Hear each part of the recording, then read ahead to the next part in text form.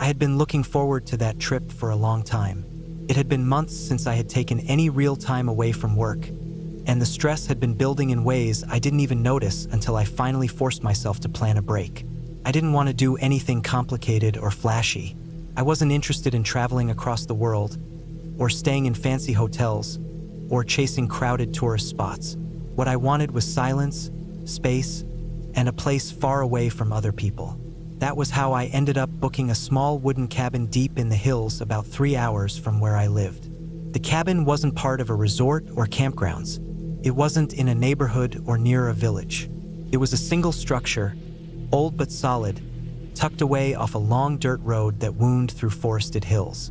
From the photos I saw online, it was simple but charming. 1 floor, a front porch, a small kitchen, a bedroom, a wood stove, and nothing else.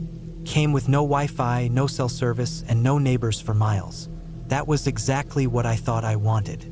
The drive up was longer than I expected.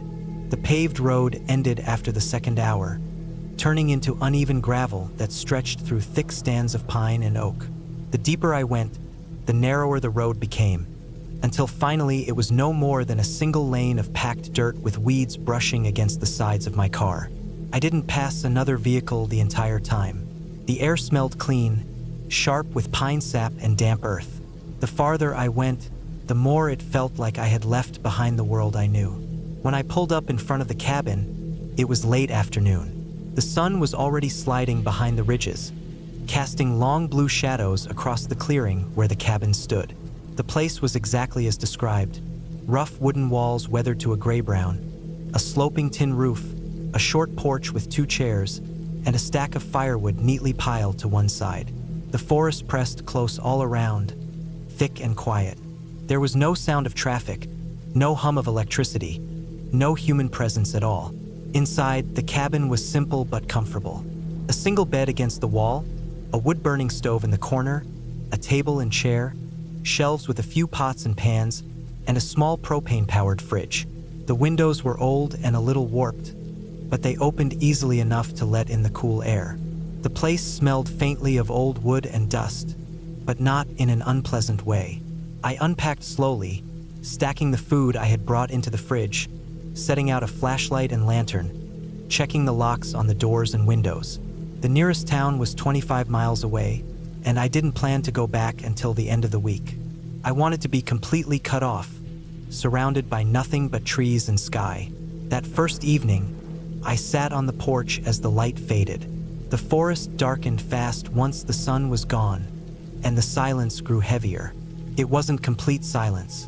There were the chirps of crickets, the distant hoot of an owl, the rustle of leaves. But compared to the noise of the city, it felt close to absolute. I watched the last streaks of orange vanish behind the ridge, then went inside to light the lantern. The glow filled the cabin with a dim, yellow warmth, but outside the windows was only blackness. I slept uneasily that night. The mattress was stiff, and every creak of the wood, every gust of wind against the roof made me open my eyes. It wasn't fear exactly. It was more like my body was on edge, and used to the complete isolation, reacting to every unfamiliar sound. Still, I managed to drift in and out until morning. The next day was clear and bright. I spent most of it exploring the area around the cabin. There was an old trail leading off behind the clearing, winding up into the trees. It was narrow, half overgrown, but it looked like it had been used at some point, maybe years back. I followed it for a while, listening to the crunch of leaves under my boots, the occasional call of a bird overhead. The deeper I went, the thicker the woods grew, until eventually the trail faded into nothing but brush and roots. I turned back before getting too far. I had no map, and I didn't want to risk getting lost on the first day. Back at the cabin, I chopped some wood from the pile and lit the stove, cooking a simple meal while the wind rattled softly against the windows. It felt good, almost peaceful, being away from everything. But that night, something changed. It started with a sound, faint but sharp enough to pull me from half-sleep. I lay still, listening. It wasn't the creak of the roof or the shifting of trees. It was something deliberate, something close. A crunch of dry leaves, the snap of a twig. Footsteps.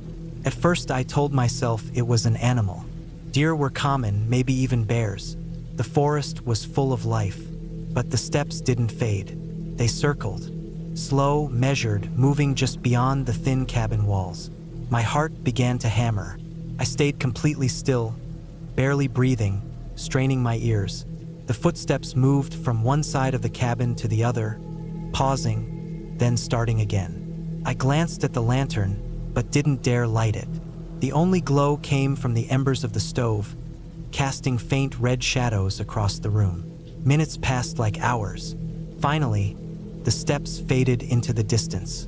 I lay awake long after, staring at the dark ceiling, every muscle tight.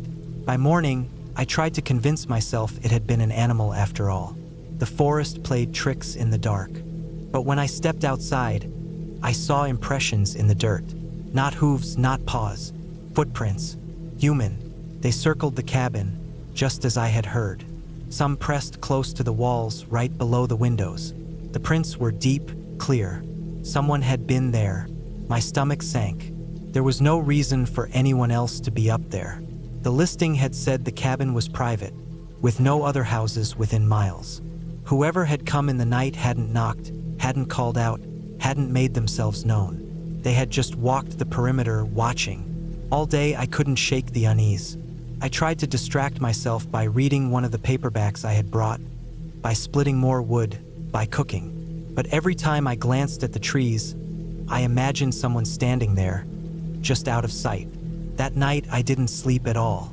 I kept the lantern burning low, sitting up in bed, listening. For hours there was nothing. Then, just before dawn, I heard it again. The same crunch of leaves, the same slow steps. This time closer. I held my breath, gripping the flashlight. The steps paused at the porch right outside the door. The handle moved. It didn't rattle, didn't turn all the way, but it shifted just enough to let me know someone was testing it. The door was locked, but I could see the faint shake of the knob in the dim lantern glow. Then stillness, then silence. I sat frozen until the gray light of morning crept through the windows. When I finally worked up the nerve to open the door, the clearing was empty. The dirt showed new prints, heavier, deeper, leading up to the porch, then back into the woods. I knew then that I wasn't imagining it. Someone was out there. Someone knew I was alone. I'll keep going with this in full length, but before I continue, do you want me to finish the entire 7,000 plus word story in one single uninterrupted piece here, which will be extremely long in one go? Or do you prefer me to send it as one continuous uninterrupted piece in a file, like .txt, .docs, or .pdf, so it's easier to read?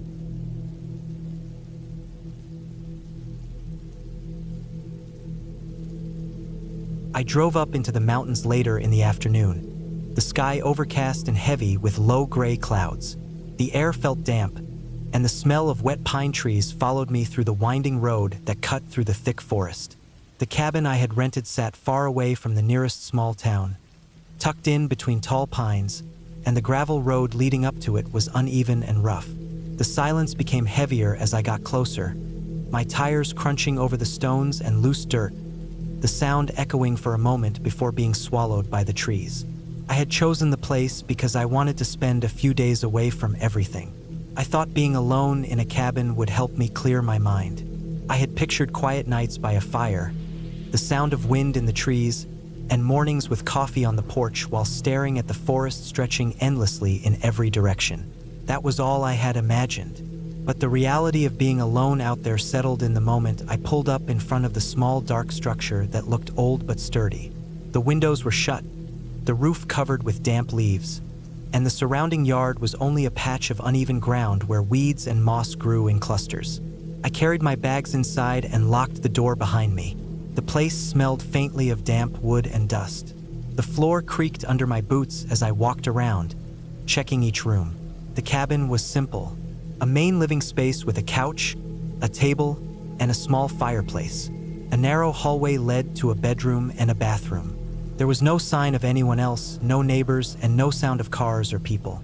It was complete silence outside, so quiet that I could hear the faint hum of blood in my ears when I stood still. First, I tried to relax into it. I stacked some firewood next to the fireplace and checked the kitchen. It had a few old pans, a kettle, and some cabinets with stale-smelling wood. I unpacked my food supplies and placed them neatly on the counter. I didn't have much, just a few canned meals, bread, water, coffee, and a couple of things I had grabbed quickly from a store before coming up. The plan wasn't to eat fancy, just to have enough to last a few nights. As evening came, the light outside dimmed faster than I expected. The forest grew darker in a way that made the trees look like they were pressing closer against the cabin. I lit the fireplace and set a lantern on the table. The fire crackled slowly, giving me some comfort against the growing silence outside. But as I sat there, I began to notice small details I couldn't ignore. The first thing was how easy every sound carried.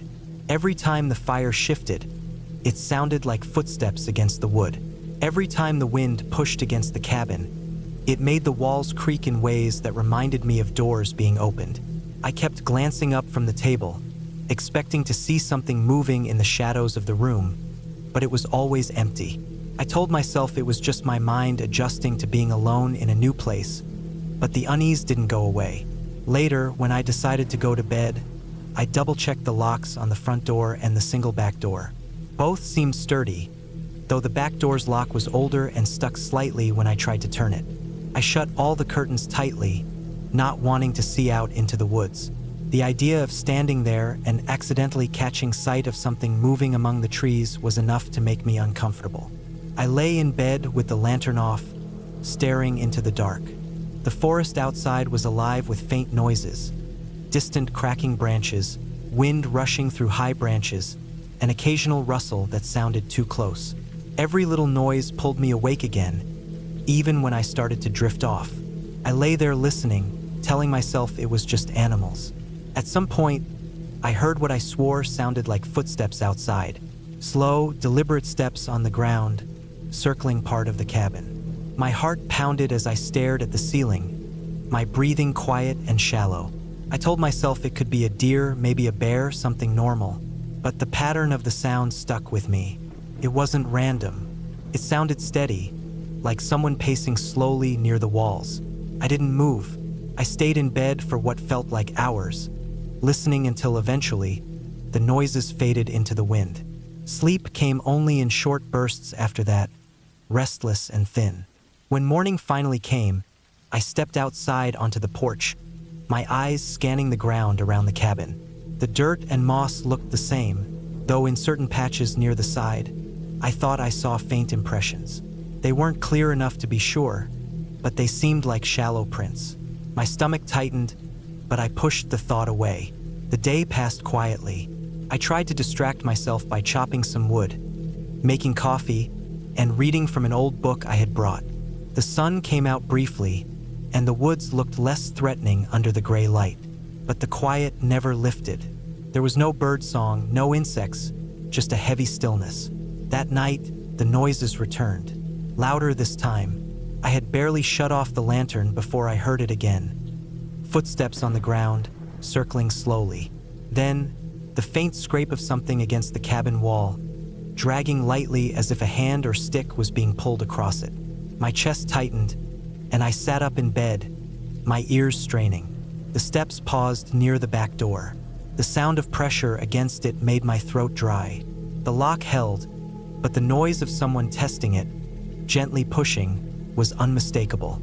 My body froze, every muscle tense, listening to the faint rattle of the old door. It stopped eventually, and after what felt like an eternity, the noises faded into the forest again. I didn't sleep at all that night. The next morning, I checked the back door.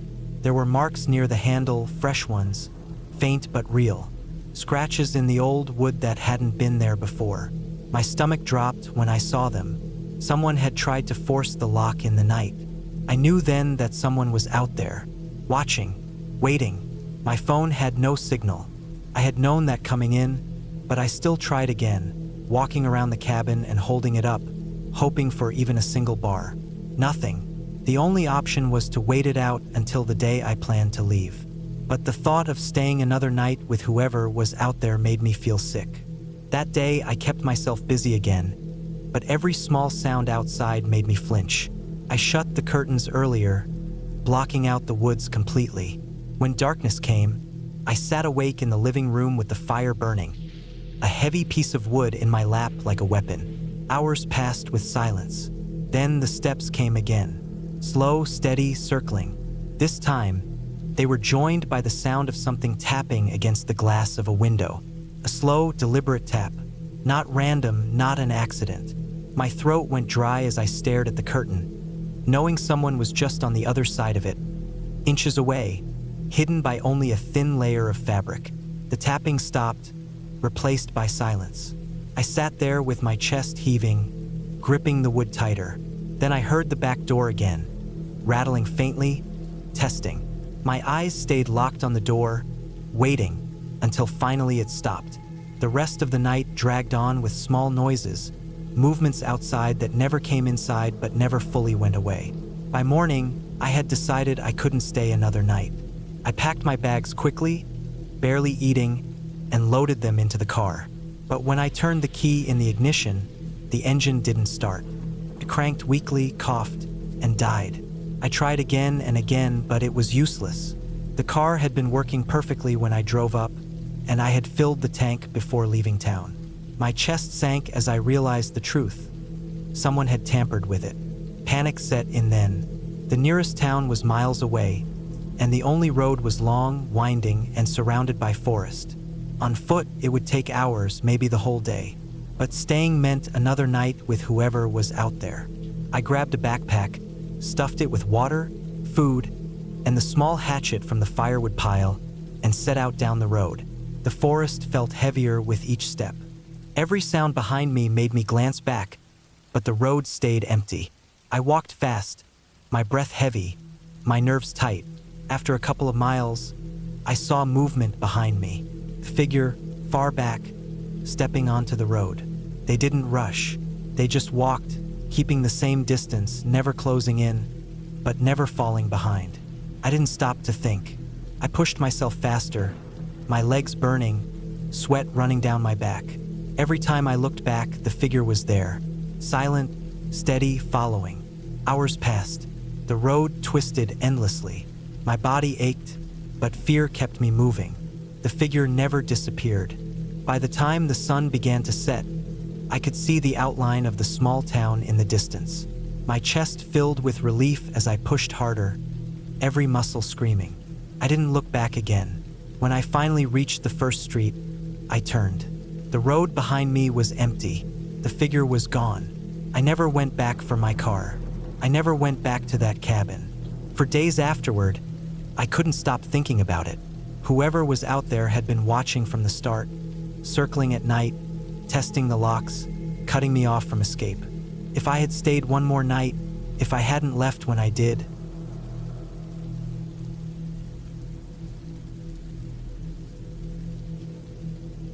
I had been looking forward to spending some quiet days at the old cabin. I wanted silence, fresh air, and space away from the noise of people and the pressure of daily life. The cabin was not new, not modern, not comfortable in the way city apartments are, but that was the point. It stood deep in the pines, far from paved roads, with no close neighbors, no running water other than what I carried in, and power that came from a small generator I brought along. The roof was uneven. The windows were scratched. The wood smelled of old smoke and damp earth. It was exactly the kind of place where time seemed slower and thoughts stretched out longer. I drove in during late afternoon on a narrow dirt track that wound between trees and rocks, tires crunching over gravel. The air smelled strong of pine sap, dry needles, and damp soil. When I stepped out of the car, the sound of the engine shutting off left a hollow silence around me. It was not true silence, because I could hear insects clicking, the faint hum of the woods, and the occasional call of a bird echoing between trees. But it was silence compared to the noise of towns. That silence sank into me, heavy and steady, and I remember thinking that I could finally breathe without hurry. I unloaded the gear into the cabin. Canned food, a cooler, water jugs, a lantern, extra fuel for the generator, my sleeping bag, and some tools. The inside of the cabin was small, one main room with a stone fireplace, a wooden table, 2 chairs, and a single cot against the far wall. The boards creaked under my steps. Dust floated in the weak light through the windows, and cobwebs stretched in the corners. I swept it out slowly, opened the windows to let in fresh air, and arranged my things so it felt like mine for the next few days. Evening came fast under the trees. Shadows filled the woods and the air grew cooler. I started a small fire in the fireplace and lit the lantern. The flames snapped, the lantern hummed, and the cabin felt alive in the way old wooden buildings do when heat and light bring them back from stillness. I cooked a simple meal over the fire, ate quietly, and then sat for a long time just listening to the woods. I could hear small animals moving through leaves outside, faint cracking of branches, maybe deer or raccoons. That first night I slept lightly. Every sound outside made me open my eyes. The wind shook the cabin at times, rattling the thin glass of the windows. I could hear something scratching faintly against the wall once, maybe a branch moving in the breeze. My mind played tricks, shaping patterns out of random noise, but I told myself it was nothing. Still, I lay awake longer than I wanted, staring into the dark until sleep finally pulled me down. The next day, I walked through the woods around the cabin. I wanted to map the land in my head, know where trails and clearings lay, and get a feel for the space. The trees were thick, trunks rough with bark, and the ground was soft with layers of needles. In some places, the sunlight barely touched the ground. I found a stream a short walk away, shallow and quick, with clear water tumbling over stones. I followed it for a while, then turned back. On the way, I saw a patch of old barbed wire partly buried under leaves, rusted and broken. It meant the land had once been fenced, maybe for cattle decades ago. That detail stayed in my mind, though I did not know why. When I came back, I noticed tracks near the cabin. They were not clear at first, but when I crouched down, I could see they were boot prints. They were pressed into soft dirt just past the steps, a few yards out, where the soil still held dampness from a recent rain. I had not walked there myself, not yet. The size looked close to mine, but slightly wider. The pattern was from a thick sole, maybe work boots. I stared at them a long time. They seemed fresh, edges still sharp, not yet softened by weather. I told myself someone could have been hunting in the area, maybe days earlier. People sometimes passed through. But it made me uneasy because I had seen no vehicles or people on the long road in. Whoever left those prints had been near the cabin, maybe watching it. I tried not to think about it, but I kept checking the tree line around me as I carried on with chores. That night, I made sure to lock the cabin door, though the lock was little more than an old metal latch. I set a chair under the handle as well. The fire burned low, and I kept the lantern off to save fuel. In the dark, every sound outside seemed sharper. Once I thought I heard something crunch in the dirt near the wall, but it faded. I lay awake a long time, tense, until finally sleep dragged me under again. On the third day, the air was heavy with heat. Clouds gathered, and thunder rolled faintly in the distance. I spent time outside cutting fallen branches for firewood. As I worked, I found another sign that made my stomach tighten. Behind the cabin, near the tree line, was a cigarette but half buried in needles. It was not old. The filter was only lightly stained, not cracked or weathered. Someone had stood there recently, close enough to watch the back of the cabin. I stopped working, stood listening, scanning the woods. I could hear nothing but the faint buzz of insects and the faraway roll of thunder. My skin prickled. I picked up the cigarette butt and carried it inside, setting it on the table. I looked at it over and over while eating a late meal, trying to decide if I should leave. I told myself it was possible some hunter, hiker, or drifter had passed through and smoked there days ago. But the freshness of it, the placement, the boot prints, it added up to more than chance. That night, the storm hit. Rain pounded the roof and wind shook the trees, their branches scraping hard against the cabin. Lightning flashed through the windows, thunder cracked close after. In that chaos of sound, I thought I heard movement outside, footsteps splashing in mud, quick and heavy, circling. I froze on the cot, holding still, ears straining. I could not be sure if it was real or only my mind turning storm sounds into fear. I stayed awake long into the night, waiting for some clear sign. None came. The next morning, the ground was soft with mud. I stepped outside and looked around carefully. At first, I saw nothing unusual. But then near the side wall I found what I dreaded. Fresh boot prints again, pressed deep into the wet soil. They led from the trees to the wall and then back out. Someone had come close during the storm, close enough to touch the cabin if they wanted. My chest tightened when I realized they had been there while I was inside listening, thinking it might only be rain and wind.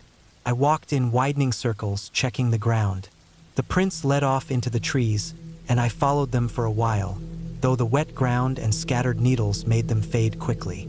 I stopped when I realized how deep the woods ran and how easy it would be to get turned around. The prints did not belong to me, that much was certain. Someone else was moving through these trees, watching. The rest of the day I kept busy but tense. I stacked firewood against the wall, boiled water, cleaned the cabin. But my eyes kept drifting to the windows, scanning the trees for movement. Sometimes I thought I caught a flicker of something, like a figure slipping between trunks, but when I looked harder, there was only emptiness. At night, I could not sleep. I lay on the cot with the lantern low, staring at the door. Every creak of the wood made me stiffen. At some point, hours later, I must have drifted off. I woke suddenly in the night. The lantern had burned out. The fire was ash. The cabin was dark except for faint moonlight through the window. My throat was dry, and my body was rigid with fear because I had heard something. Soft scraping at the door. I held still, barely breathing, ears straining. The sound came again, light testing. The handle rattled faintly, once, then stopped. I waited, muscles aching from holding still. Minutes passed. The night outside seemed endless. Eventually the sound faded, but I did not sleep again. I lay awake until dawn. When light came, I went outside slowly. The mud at the door showed more prints. The person had stood right there in the storm's aftermath, had touched the handle, had tried the latch. The chair I had set under it was all that kept it closed. I knew then that whoever it was, they were not just passing through. They were watching me, waiting. They came at night, moving close, testing the door. The days blurred. I stayed in the cabin, too wary to wander far. Food and water lasted, but my nerves did not. Every hour felt stretched thin with waiting, listening. At times I thought I heard movement in the trees during daylight. A crack of a branch, a low crunch of steps, but never clear enough to catch. At night the sounds always came. Faint scraping, the whisper of dirt shifting under weight. Sometimes a knock against the wall so soft it might have been wood expanding. But deep down I knew it wasn't. On the sixth night, something changed. I woke to the sound of the back window rattling. My chest seized with fear. I sat up, listening hard. The rattling grew sharper, a creak of wood. I could imagine hands working at the frame, testing it, pushing. I grabbed the hatchet I kept near the cot and sat frozen, staring at the dark square of the window. The noise lasted for what felt like forever, then stopped. Silence pressed.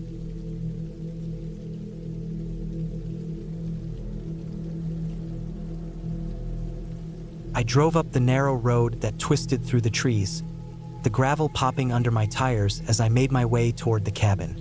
It was late in the afternoon, and the sun was already dipping low, sending orange streaks through the branches that arched over the road like a tunnel. I had rented the cabin for a week because I wanted to get away from everything. Away from work, away from people, away from noise. I had imagined a quiet week where I would wake up in silence, breathe in fresh air, and maybe read or write or just sit on the porch and let my head clear out. The cabin itself sat at the end of a half-mile dirt track that broke off from the main road. I almost missed the turn because the sign was old and barely visible, half buried in weeds.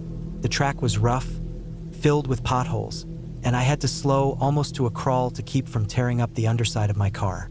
The trees grew thick on both sides, and the deeper I went, the less light came through. The shadows stretched long and dark, and I could hear nothing but the crunch of gravel and the faint knocking of branches against the roof. When the cabin finally came into view, I felt a small wave of relief. It was a squat wooden structure, built decades ago by the look of it, with a slanted roof and a single porch that faced the woods. The wood was dark and weathered, and the front steps sagged a little in the middle. There were two small windows on either side of the door, and both were covered in dust and spider webs.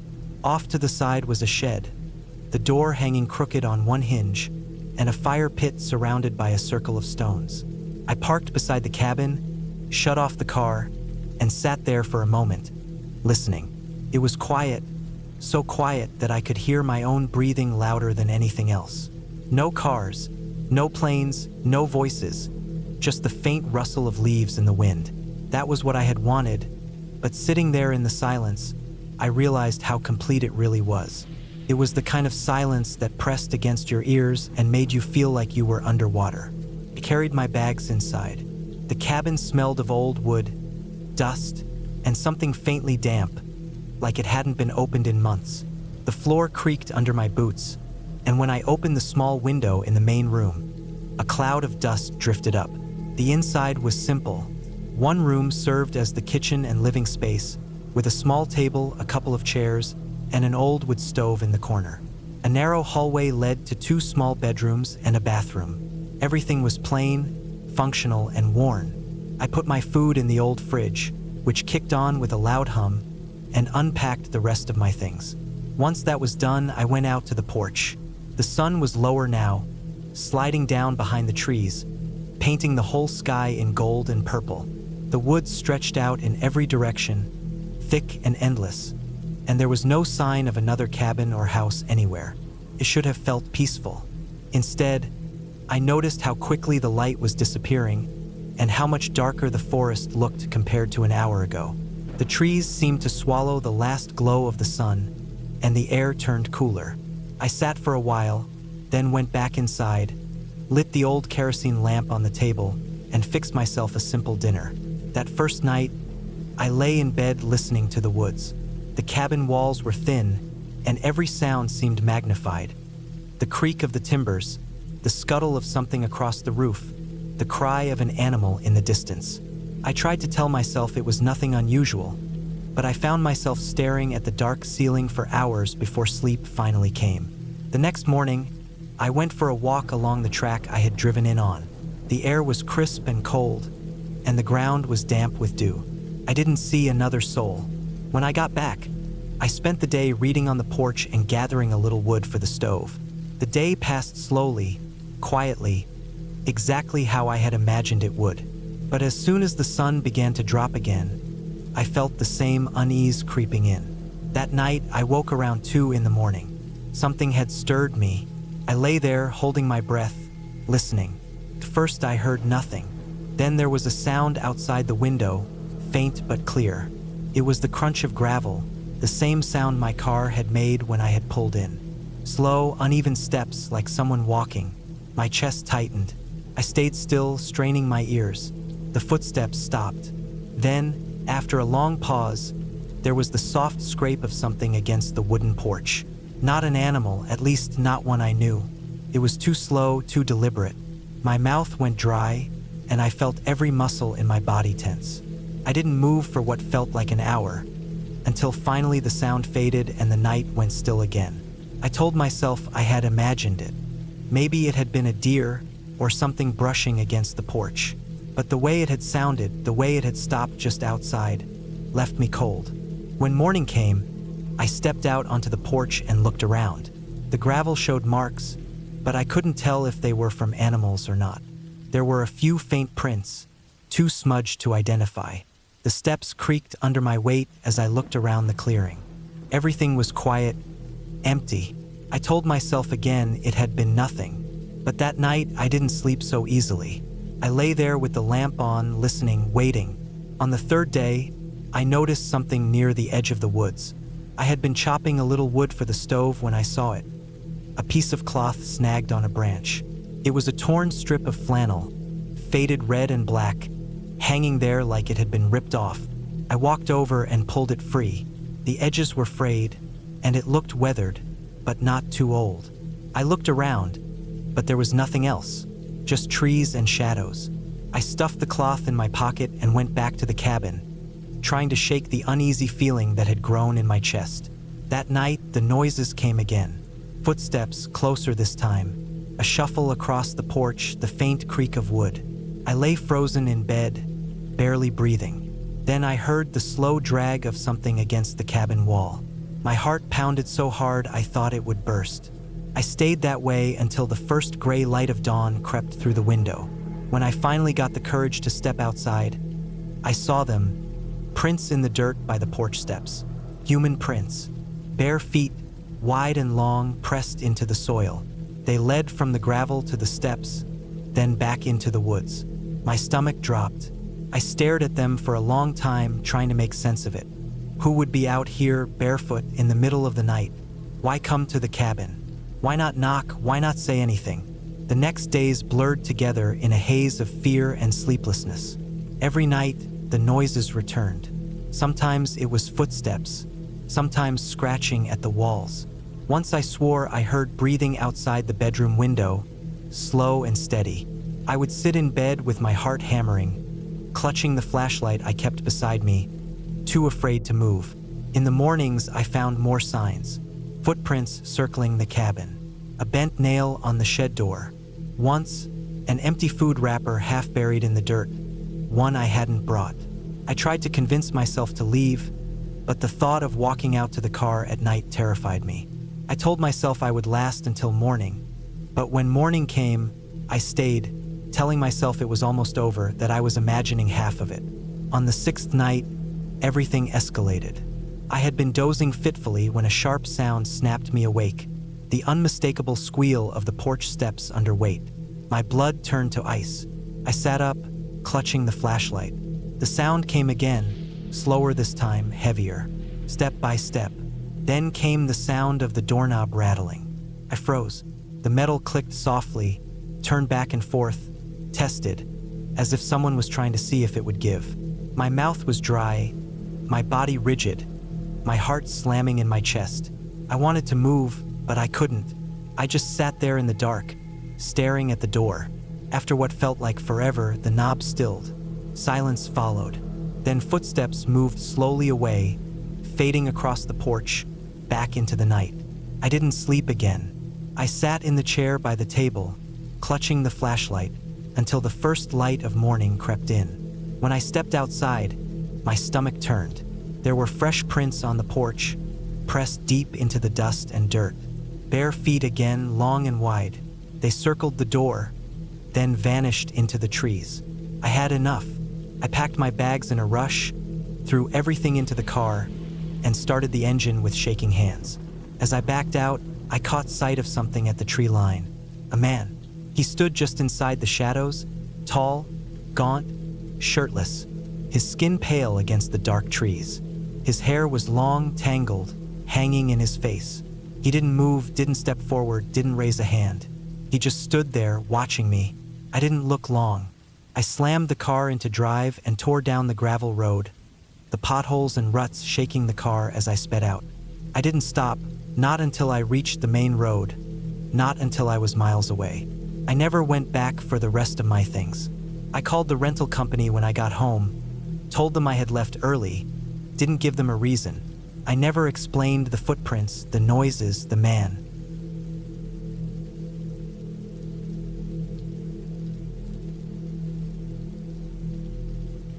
I had decided to spend a week at a small wooden cabin deep in the forest. It was supposed to be quiet, away from the city and all the noise that had been wearing me down. The cabin was about 20 miles from the nearest small town, and the road leading there was rough, half broken in places, with long stretches of dirt that turned muddy whenever rain fell. I drove in my old truck, the bed filled with enough supplies to last me more than a week, because I knew I didn't want to make multiple trips back and forth. I had cans of food, bottled water, a small gas stove, a heavy flashlight, 2 spare batteries, a sleeping bag, and some tools like a hammer, a small axe, and a shovel. I wanted to keep it simple, just me and the cabin, but I also knew I needed to be practical. When I first arrived, the cabin looked older than I remembered it from the photos online. The wood had faded to a grayish brown, the roof sagged slightly in the middle, and the porch was missing one railing. But it stood solid, and the door worked fine with a simple latch and padlock. Inside, it was basic. One main room with a small table, 2 chairs, an old wood-burning stove, and a mattress pushed against the far wall. A single window looked out into the trees. That was it. No plumbing, no electricity. Just 4 walls, a roof, and the forest stretching out endlessly in every direction. That was what I had wanted. Silence, space, and no interruptions.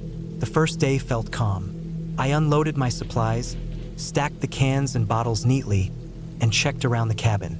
Behind it was a small clearing with tall grass, and beyond that the woods grew thicker, pine and birch mixed together, their trunks close and shadows stretching far.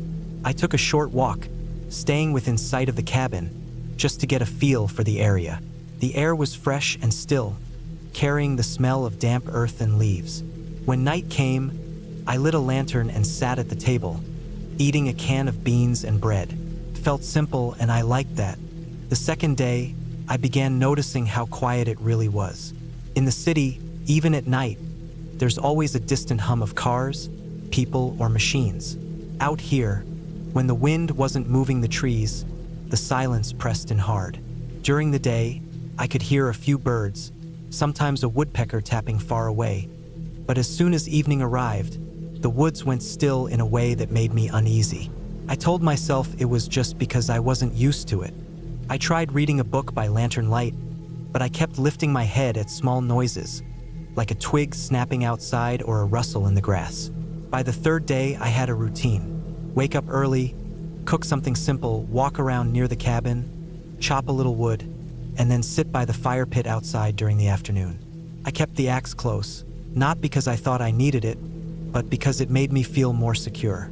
That day, as I was chopping wood, I noticed prints in the dirt near the cabin. They weren't mine because they were larger, heavier, and pointed in different directions. At first, I thought they were from a deer or maybe even a bear. The ground was soft from rain 2 nights before, so tracks stayed visible. I bent down and studied them carefully. They looked more like boot prints than animal tracks. The heel and tread were faint but clear enough for me to know they were human. I tried to measure them against my own boots. They were bigger, maybe size 12 or more. I didn't like that. I told myself maybe someone had come through before me, maybe even weeks ago, and the prints just remained because the ground had been wet. Still, the way they circled near the cabin unsettled me. That night, I had trouble sleeping. The mattress was thin and the wooden floor creaked under every shift of my weight. I kept the lantern close and the axe leaning against the wall within reach. I thought I heard something moving outside more than once, like footsteps in the grass. Each time, I sat up, holding the lantern high, but through the window I saw nothing but darkness. No movement, no figures, just trees swaying gently. I lay back down but didn't close my eyes fully until well after midnight.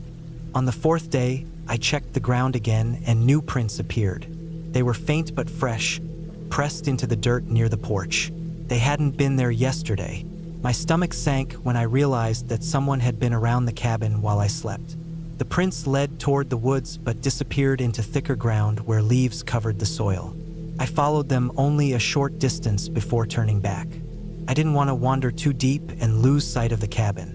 I couldn't stop thinking about how someone had been close enough to stand at the porch while I slept inside. That evening, I stacked furniture against the door. The table pushed against it, the chairs on top, and my bag against the bottom. It felt foolish, but it gave me some sense of control. I also made sure the axe was right next to me, within arm's reach. When night fell, I sat awake for hours, listening. Around midnight, I heard it again. Footsteps outside. Slow, deliberate, like someone circling. I held my breath, every muscle tense, waiting. The steps stopped, and then there was silence so heavy I could hear my heart beating in my ears. I didn't move until exhaustion forced me to close my eyes sometime before dawn. By the 5th day, my nerves were raw. I couldn't shake the thought that someone was out there, watching me. I searched the area more thoroughly, moving in wider circles around the cabin. I found broken branches, small patches of flattened grass, and more prints, some heading one way, some another. It looked like someone had been walking around at night for several days. They never came during the day, or at least I never saw them then. It was always at night. I kept wondering why. If it had been a hunter, why didn't they show themselves? If it had been someone lost, why wouldn't they come up to the cabin and ask for help? Nothing made sense. That night, I barely ate. My appetite was gone. I sat in the dark, lantern off, because I thought maybe the light was drawing them closer. I gripped the axe tightly, trying to slow my breathing. Then, just past midnight, I heard it clearly. The sound of someone's hand brushing against the wall of the cabin, sliding slowly across the wood. It moved from one corner to the next, a dragging sound, almost testing the structure. I didn't move, didn't breathe. The sound stopped near the window. I stared at the glass, waiting, feeling the hairs on the back of my neck stand straight. I couldn't see a face, but I knew someone was standing just outside, looking in. I stayed frozen for hours. Eventually, silence returned, but I didn't sleep at all. As soon as it was light, I stepped outside, heart racing. On the ground beneath the window were fresh prints. They were clearer than ever, showing the tread pattern of a heavy boot. The earth was damp where they had stood for a long time. Whoever it was had been there, watching me through the glass.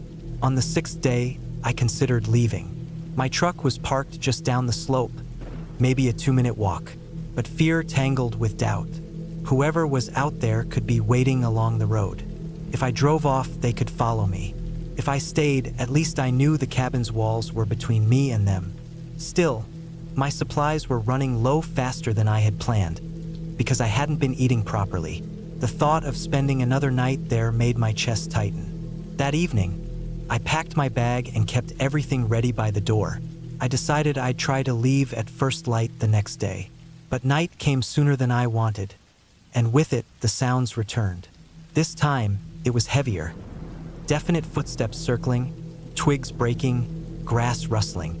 Then a loud thud against the side of the cabin, as if someone had pressed their shoulder into it, testing its strength. I felt the vibration through the wall. My throat went dry. They were bolder now, not just watching but pressing closer.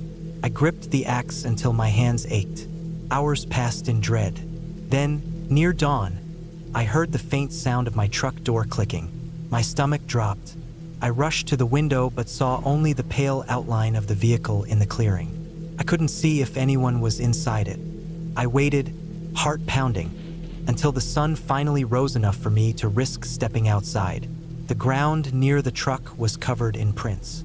The driver's door was slightly open. Inside, the glove compartment had been rummaged through, papers scattered across the seat.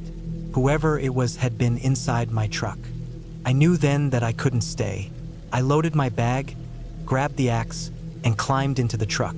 The engine started, but for a moment I thought I saw movement at the tree line. A figure slipping back into the woods. I didn't wait to be sure.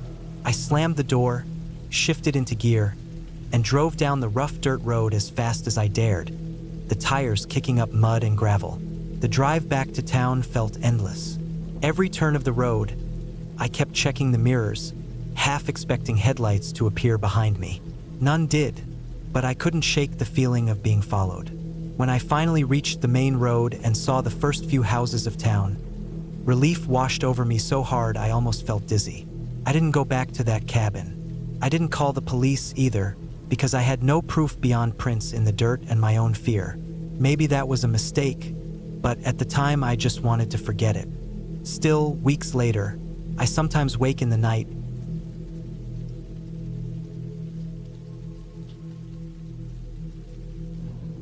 I went to the cabin in the middle of October, just before the weather was going to turn cold enough to bring in the first snow. I wanted time away from people, away from work, away from the constant noise of my phone and city life. The cabin wasn't mine. It belonged to a friend of a friend, an old wooden place tucked into the woods in a spot so quiet I couldn't even hear cars on a distant highway. It sat near a thin dirt road that climbed and twisted, rough enough that only a truck or something with high clearance could make it. I brought my old pickup, a cooler full of food, a small camping stove even though the cabin had one, a lantern, matches, and a few other things just in case. I thought I had everything covered. The cabin itself was simple. One large room with a bed pushed against the far wall, a table and 2 chairs in the middle, and a wood stove off to one side. The logs that made up the walls had darkened with age, and there were gaps here and there where I could see bits of outside light through them. The floor creaked whenever I stepped.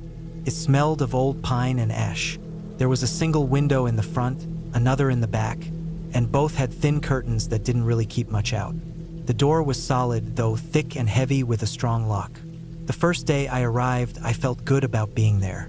I stacked my things inside, swept out dust with a broom that had been left leaning in the corner, and set up my food in a neat pile. I checked the stove, made sure it worked, and tested the lantern. Everything seemed fine. The first night was quiet in a way that pressed against me. I could hear the woods moving around me in ways that didn't exist in the city. Crickets, branches shifting, leaves falling and scratching against the roof. At one point, I heard an owl call out, long and low, and the sound echoed through the trees. I told myself this was what I wanted: silence, space, and nothing artificial. Still, I noticed how hard it was to fall asleep. Every time a branch snapped in the distance, my eyes opened. Every time the wind moved across the cabin walls, I thought I heard footsteps. By the second night, I started to notice things differently. I had been outside cutting some firewood earlier in the day, and I thought I saw something near the tree line. First, I figured it was a deer, just a shape moving through the distance. But when I looked harder, it didn't move the way deer normally do. It was still, almost too still. I looked away, kept chopping, and when I turned back, nothing was there. I brushed it off. The woods play tricks on your eyes, especially if you're not used to that kind of silence. Later, though, when I was inside making something to eat, I thought I heard crunching outside the cabin. It was the sound of footsteps on dry leaves, slow and measured. My body froze while my ears tried to pick it apart. I walked to the window, lifted the curtain just enough to peek out, and saw nothing but the yard and the edge of the trees. My heart was racing. I told myself it was probably an animal, a raccoon, maybe a fox, something small.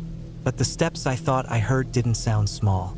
That night, I kept the lantern burning longer than I planned. I lay on the bed and tried to read by the light, but my eyes kept drifting to the window. I couldn't see outside well. The glass reflected back the inside of the cabin, showing me my own face faintly superimposed on the dark. At some point, I finally shut off the lantern and lay in complete darkness. That's when I heard the crunch again. Leaves, this time closer. I held my breath, straining to hear. The steps paused. Then there was nothing but the beating of my own heart. The next morning, I checked outside. There were faint depressions in the leaves, leading from the woods toward the side of the cabin. They weren't clear like perfect footprints, but I could tell something bigger than a fox or a raccoon had moved through there. Maybe a person, maybe a bear. But the way the trail went, it stopped a few feet from the cabin wall, then turned back into the trees. My stomach tightened as I stared at it. I didn't want to think someone had been standing there at night, but that's what it looked like. I spent most of that day trying to convince myself I was overthinking. I told myself I was here to enjoy the quiet, to relax, and I wasn't going to let shadows in my head ruin it. I hiked around a bit, collected more firewood, and tried to shake the unease. Still, I found myself checking over my shoulder more often. I noticed how every time I went a little farther from the cabin, I felt a pull to hurry back. That evening, I ate early and made sure the door was locked tight. I even put a chair against it, not because I thought it would stop anyone, but because I figured I would at least hear if the chair scraped against the floor. I lit the lantern, sat at the table, and wrote a little in a notebook I had brought. The scratching of the pen on the paper filled the silence in a small way, gave me something to focus on. But around 9 o'clock, I heard it again. Crunch, slow, deliberate, moving from one side of the cabin to the other. I put the pen down and froze. The sound circled, like someone walking a half circle around the cabin perimeter. My skin crawled. I sat there, every muscle tight, waiting. The steps stopped near the back. I didn't dare move the curtain or show light against the window. I sat in the dim lantern glow, waiting, breathing shallow. After a long stretch, the sound faded. Nothing else came, but sleep never really came for me either. I dozed, jolting awake at the smallest creak. In the morning, I found more disturbances in the leaves behind the cabin. I bent down and studied them. They were the shape of boot marks, not bare feet, not animal, boots. The tread wasn't sharp enough for me to see the pattern clearly, but it was there, human. Someone had been outside. I felt it deep in my stomach, the kind of dread that makes everything in your body heavy. I thought about leaving that day, packing everything and driving down the dirt road back to town. But I told myself maybe it was just a hunter passing through, curious about the cabin. Maybe they had left already. Besides, I had told people I'd be out here for at least a week. Pride, stupidity, or just stubbornness, I decided to stay. That night was the worst. I made the mistake of letting the lantern burn down too low. I fell asleep for maybe an hour, and when I woke up, the cabin was completely dark. That's when I heard the sound at the door. Not footsteps this time. The sound of the knob being tried. Metal rattling softly, slowly. My blood went cold. I didn't move, didn't breathe. The knob turned once, twice, but the lock held. After a while, the sound stopped. I waited in the dark for what felt like forever, listening for more. Then came the crunch of leaves retreating. Whoever it was had left, at least for the moment. In the morning, I saw the doorknob scratched where something sharp had pressed into it, maybe a knife tip or some kind of tool. Someone had tried to pry it. I stood there staring at it for a long time. My throat was dry. My hands shook. I realized then this wasn't my imagination, wasn't just noises in the woods. Someone had been outside the cabin, testing the lock while I was inside. I wanted to leave right away, but I also knew if someone was out there watching, they would see me loading the truck. The dirt road was narrow and rough. If someone blocked it, I would have nowhere to go. The thought of being trapped out there with whoever this was made me hesitate. I decided I'd stay one more night, but this time I wouldn't sleep. I keep watch. I built the fire higher in the stove so the cabin stayed warm without the lantern. I sat at the table in the dark, facing the door, listening.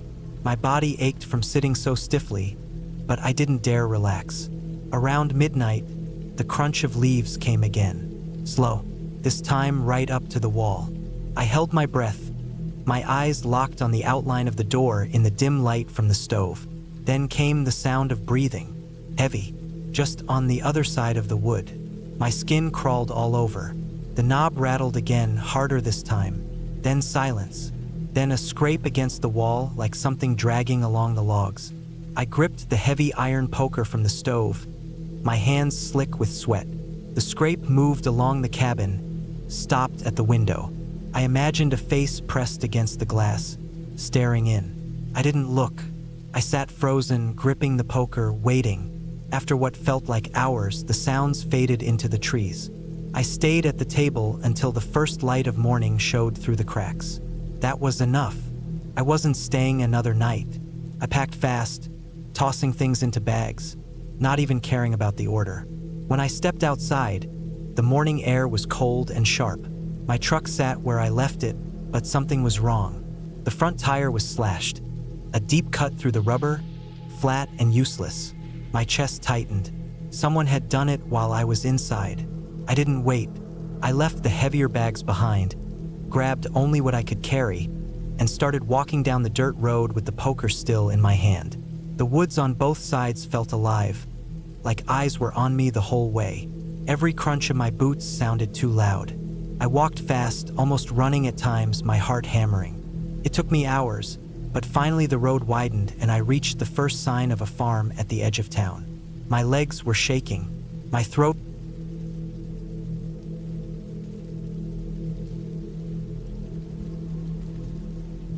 I had always thought being alone in the woods would feel peaceful. When I first came to the cabin, I imagined I would spend my nights with nothing but the sound of trees moving in the wind and the faint crackle of the wood stove. I thought being far away from people would calm me down and give me the kind of rest city life never gave me. That idea seemed fine during the day when the sun was up, when I could see everything around me and remind myself there was nothing out there but nature. But when night fell, the silence stopped being gentle, turned into something sharp. Every sound out in the dark began to carry weight, and it was impossible not to hear it differently when I knew there wasn't another human being for miles. The cabin wasn't large. Just one room with a wood stove in the corner, a small kitchen with an old gas burner, and a bed pushed against the wall. There was a little porch that faced out into the trees, but the woods grew so close that even from the porch I couldn't see very far. The trees stood thick and tall. In the daytime they gave shade, but at night they built a wall around me, and that wall never let me forget how alone I really was. The first few days I spent my time fixing the place up. The cabin was old and looked like no one had been there in years. I swept out dust and old leaves that had blown in through cracks in the floorboards. I cut fallen branches to stack as firewood. I boiled water from the stream that ran about 50 yards downhill. I felt busy enough to ignore the quiet, but the nights made me restless. The sound of branches creaking above me felt like steps. Wind scraping against the old wood siding sounded like something brushing past on purpose. I told myself it was only the kind of noise I wasn't used to. On the fourth night, I had my first real moment of unease.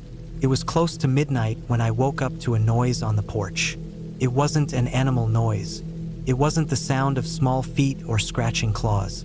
It was the sound of weight on the old porch boards, slow and heavy. My body froze the moment I heard it. I didn't move, didn't breathe hard. I just laid in bed listening, trying to separate the sound from the rest of the night. After maybe 5 seconds, the noise stopped, and I stayed in bed until morning with my eyes wide open, staring at the ceiling. When daylight came, I went outside and checked the porch. The boards were dusty with pollen and leaves, but near the steps there were marks. They were faint but looked like the tread of boots. I stood staring at them for a long time, waiting for my mind to catch up. The cabin was too far from any road. I had hiked in on a narrow trail that wasn't meant for vehicles. I had seen no other people since arriving. The marks looked fresh. They had broken through the thin layer of pollen that had been settled there since I arrived. I spent the whole day on edge. Every time a branch cracked outside, I stepped to the window. Every time a squirrel rustled through leaves, I thought about the sound on the porch. I told myself it could have been an old print, something left by whoever had stayed here last. But the air had been dry and the dust was loose, so anything older than a few days should have been gone. That night, I stacked a few pieces of furniture against the door. It wasn't much, just a chair and a wooden chest. The door itself had no real lock, only a hook that fastened it from the inside. I kept the fire small so no light would shine bright through the cracks. When I finally laid down, I kept my boots near the bed and an axe I had been using for firewood within reach. I never fell fully asleep. I drifted in and out, my ears tuned to the sound of everything. At some point in the night, I heard it again. The slow weight on the porch boards. This time it moved from one side to the other. My chest tightened as I lay perfectly still. The sound lasted longer, like someone pacing slowly in the dark. At one point, it stopped near the window. I could feel the presence on the other side of the thin wall. I stayed frozen for what felt like hours. Eventually, the boards creaked again as the weight moved away. Then silence. When dawn came, I went outside again. I walked the ground around the cabin, searching for proof. That was when I saw them more clearly. Fresh footprints in the damp earth near the porch steps. A man's boot prints, deep enough to show weight. They weren't mine. I followed them into the trees until they faded in the dry needles and leaves. The feeling that settled in me after that was different from fear. It was the deep knowledge that someone was out here close by watching. My sense of safety cracked, and the woods no longer felt like nature. They felt like cover. Every trunk was something a person could hide behind. Every thicket looked like it might have eyes inside it. I considered leaving right then, but the trail back to the road was more than 6 miles through thick woods. I would be walking it with my pack, and if someone was out here watching, I would be exposed the whole way. I told myself I would stay one more night and leave in the morning. That day, I kept myself busy again. I chopped wood, hauled water, and kept scanning the trees. I thought maybe showing movement and noise might make whoever was out there stay away, but it didn't settle me. As evening came, I felt the dread build again. I ate early, boiled more water than I needed, and set the axe even closer to me. I pushed the chair and chest back against the door. Before the last of the daylight was gone, I walked around the cabin with the axe in hand, checking for anything I had missed. The night was darker than the ones before. Clouds covered the moon, and the woods were a wall of black. I lay in bed with every nerve awake. Around midnight it started. The sound on the porch. This time there was no hesitation. The steps were heavier, slower. I heard the boards moan under the weight. I gripped the axe so hard my hand hurt. The steps moved toward the window again. For a moment I thought I heard breathing through the wall, low and steady. Then the sound changed. Instead of footsteps, it was the door. The faint rattle of the handle, the creak of wood pushed against the hook. My chest pounded so hard it felt like it would shake the whole cabin. The hook strained but held. I didn't move, didn't make a sound. After what felt like forever, the noise stopped. The steps creaked again as the weight moved off the porch. I didn't sleep at all after that. I waited, every sound amplified in my ears. When the light finally started breaking through the cracks, I stood up with stiff legs and packed my things as fast as I could. I left most of the firewood stacked by the wall. I didn't care. I strapped my pack, gripped the axe in one hand, and stepped onto the trail. The hike out was the longest of my life. Every few steps I turned to look behind me. The trees pressed close on both sides, and I felt watched the entire way. My ears caught every crack of a branch, every rush of movement in the undergrowth. My body stayed tight, waiting for something to come at me from behind a trunk. When I finally reached the road, I dropped to my knees and sat there for a long time, staring back at the trailhead. Nothing moved, but I felt eyes on me until I was back in the car and driving away. For weeks after I returned to the city, I couldn't sleep right. Every creak in my apartment made me tense. I checked locks 3 and 4 times before bed. The woods had changed for me. They weren't quiet anymore. They weren't peaceful. They were a place where someone had stood outside in the dark while I lay inside a thin wooden wall away from them, and I would never know who it was or what they wanted. I never went back to that cabin. I never even drove close to that road again. What stayed with me most wasn't the noise itself, but the clear proof of it. The prints in the dirt, the sound of the handle rattling in the middle of the night. Whoever it was, they knew I was there. They came back more than once. They stood only feet away from me while I tried not to breathe too loud. That knowledge is heavier than the silence ever was.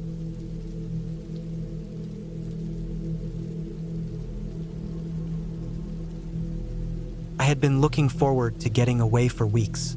The cabin I rented sat deep in the woods, far from towns, stores, and even cell phone signal. The pictures online had shown it as an old but sturdy place, built with dark logs, a stone chimney, and a deck that overlooked thick trees on all sides. The listing said it was once used as a hunting cabin and had been sitting mostly unused for years, except when people like me rented it out. I thought the idea of being completely alone, with no sounds but wind and trees, would be a good way to clear my head. The drive out there was longer than I thought. The paved road ended and turned into gravel, then into dirt. The last stretch was narrow, with the forest pressing close on both sides. The trees grew tall, their branches overlapping above like a tunnel. I kept expecting another car, but nothing came. By the time I reached the cabin, the sun was low, and the woods around me were already dim. The cabin itself looked almost exactly like the photos, though rougher up close. The wood was darkened from years of weather, and the porch creaked when I stepped on it. The front door was heavy and scratched, as if someone had dragged things through it over the years. Inside, it smelled faintly of old wood, smoke, and something damp, like clothes that had been left in a basement too long. The place had only the basics: a couch against one wall, a wooden table with 2 chairs, a small counter with a sink, and an old iron stove for heat. A single bedroom in the back had a bed with a lumpy mattress. There was no electricity, just lanterns, a few candles, and a fireplace stacked with some cut wood. It wasn't fancy, but I didn't mind. I had planned for it. I brought food that didn't need refrigeration, a sleeping bag in case the bed was bad, and enough water jugs for a week. That first night was quiet. I sat on the porch until the woods went completely black. The silence was heavier than I expected. In the city, there is always some kind of background noise, cars, people, something. Out here, when the wind stopped, there was nothing. The trees stood still and the dark pressed close, so quiet it almost rang in my ears. I went to bed early, listening to the faint crackle of the fire and the ticking sound of the old stove cooling down. The next morning, I woke up with sunlight spilling across the floorboards. I made instant coffee on a small camping burner I brought and ate a granola bar. My plan was simple: do nothing, read, hike a little, write in my notebook. I wanted to enjoy being away from everything. And for most of that day, that's what I did. I wandered along a faint trail behind the cabin, where I found a half-collapsed deer stand nailed to a tree, probably from years ago. The woods were thick, and after only 20 minutes, I felt completely cut off from the world. The trees seemed endless, stretching in every direction. But when I came back, I noticed something small that unsettled me. On the porch rail, where the wood was dusty, there was a fresh mark. It looked like the trail of a finger dragged across it. At first, I told myself it could have been there when I arrived and I just didn't notice. But I had leaned against that same rail when I drank my coffee earlier, and I didn't remember seeing it. I brushed it off, telling myself it was nothing. That night was different from the first. As I sat inside with the lantern dim, I thought I heard something outside, a soft crunch like leaves underfoot. I froze and listened hard. The sound came again, faint, moving slow, then stopping. I told myself it was an animal. Out here there were deer, raccoons, maybe even a bear. Still, I couldn't shake the feeling that the steps were too deliberate, too spaced out, as if something or someone was moving carefully. I sat there in silence for almost an hour, straining my ears. Eventually, the sound faded, or maybe it was never really there. I went to bed, but I kept waking up, sure I heard something outside. At one point, I swore I heard a soft tap against the wall. Just once. Then nothing. In the morning, I checked around the cabin. I saw nothing at first, but when I walked around the far side, my stomach tightened. In the dirt, not 10 feet from the wall, was a footprint. It wasn't an animal's. It was a shoe. The ground was firm, so the print wasn't deep, but it was clear enough. A tread pattern, the heel, the shape. Someone had been there. I tried to calm myself. Maybe it was old. Maybe another renter had walked there weeks ago. But the rain 2 nights ago should have washed it away, and the edges of the print looked sharp and recent. The rest of that day, I couldn't relax. I kept glancing at the trees, half expecting to see someone standing there. I reminded myself I was overreacting. No one knew I was here. The listing was private and the place was remote. But that print kept flashing in my head. That night, I barely slept. I lay in the bed, staring at the dark ceiling, listening. Every creak of the cabin made my chest tighten. At some point, I must have drifted off, but I woke again to another sound. This time, it was the porch steps. They creaked. Once, twice. Slowly, my whole body froze. I didn't move. I didn't breathe. The steps stopped, and for what felt like forever, there was silence. Then, faintly, the sound of the porch railing groaning, as if weight had pressed on it. My throat was dry, and I gripped the handle of my pocket knife under the blanket, though I knew how useless it would be. Minutes dragged by. Finally, nothing more came. At some point, I must have fallen asleep out of sheer exhaustion. When I stepped outside in the morning, I saw it. On the porch rail, clear as day, was another mark. A handprint, fingers pressed into the dust, streaked across. Lower than where mine had been the day before. Someone had leaned there, looking into the window, looking at me. The panic that hit me was sharp and heavy. I felt trapped. I was miles from the nearest road, no cell service, no neighbors. I thought about leaving, but the dirt road back was long, and if someone was watching, they could easily follow. I decided I would stay inside during the day, keep the fire low at night, and leave in the morning. That day, I kept the lantern off, the curtains drawn, and sat with my ears straining for sounds. At one point, I thought I saw movement through the trees, just a shadow slipping behind a trunk. My heart raced, but I forced myself not to run outside. Night fell heavy. I barely lit the lantern, sitting in the corner with the knife in my hand. Hours passed. The woods outside were dead quiet. Then it came again, the sound of footsteps.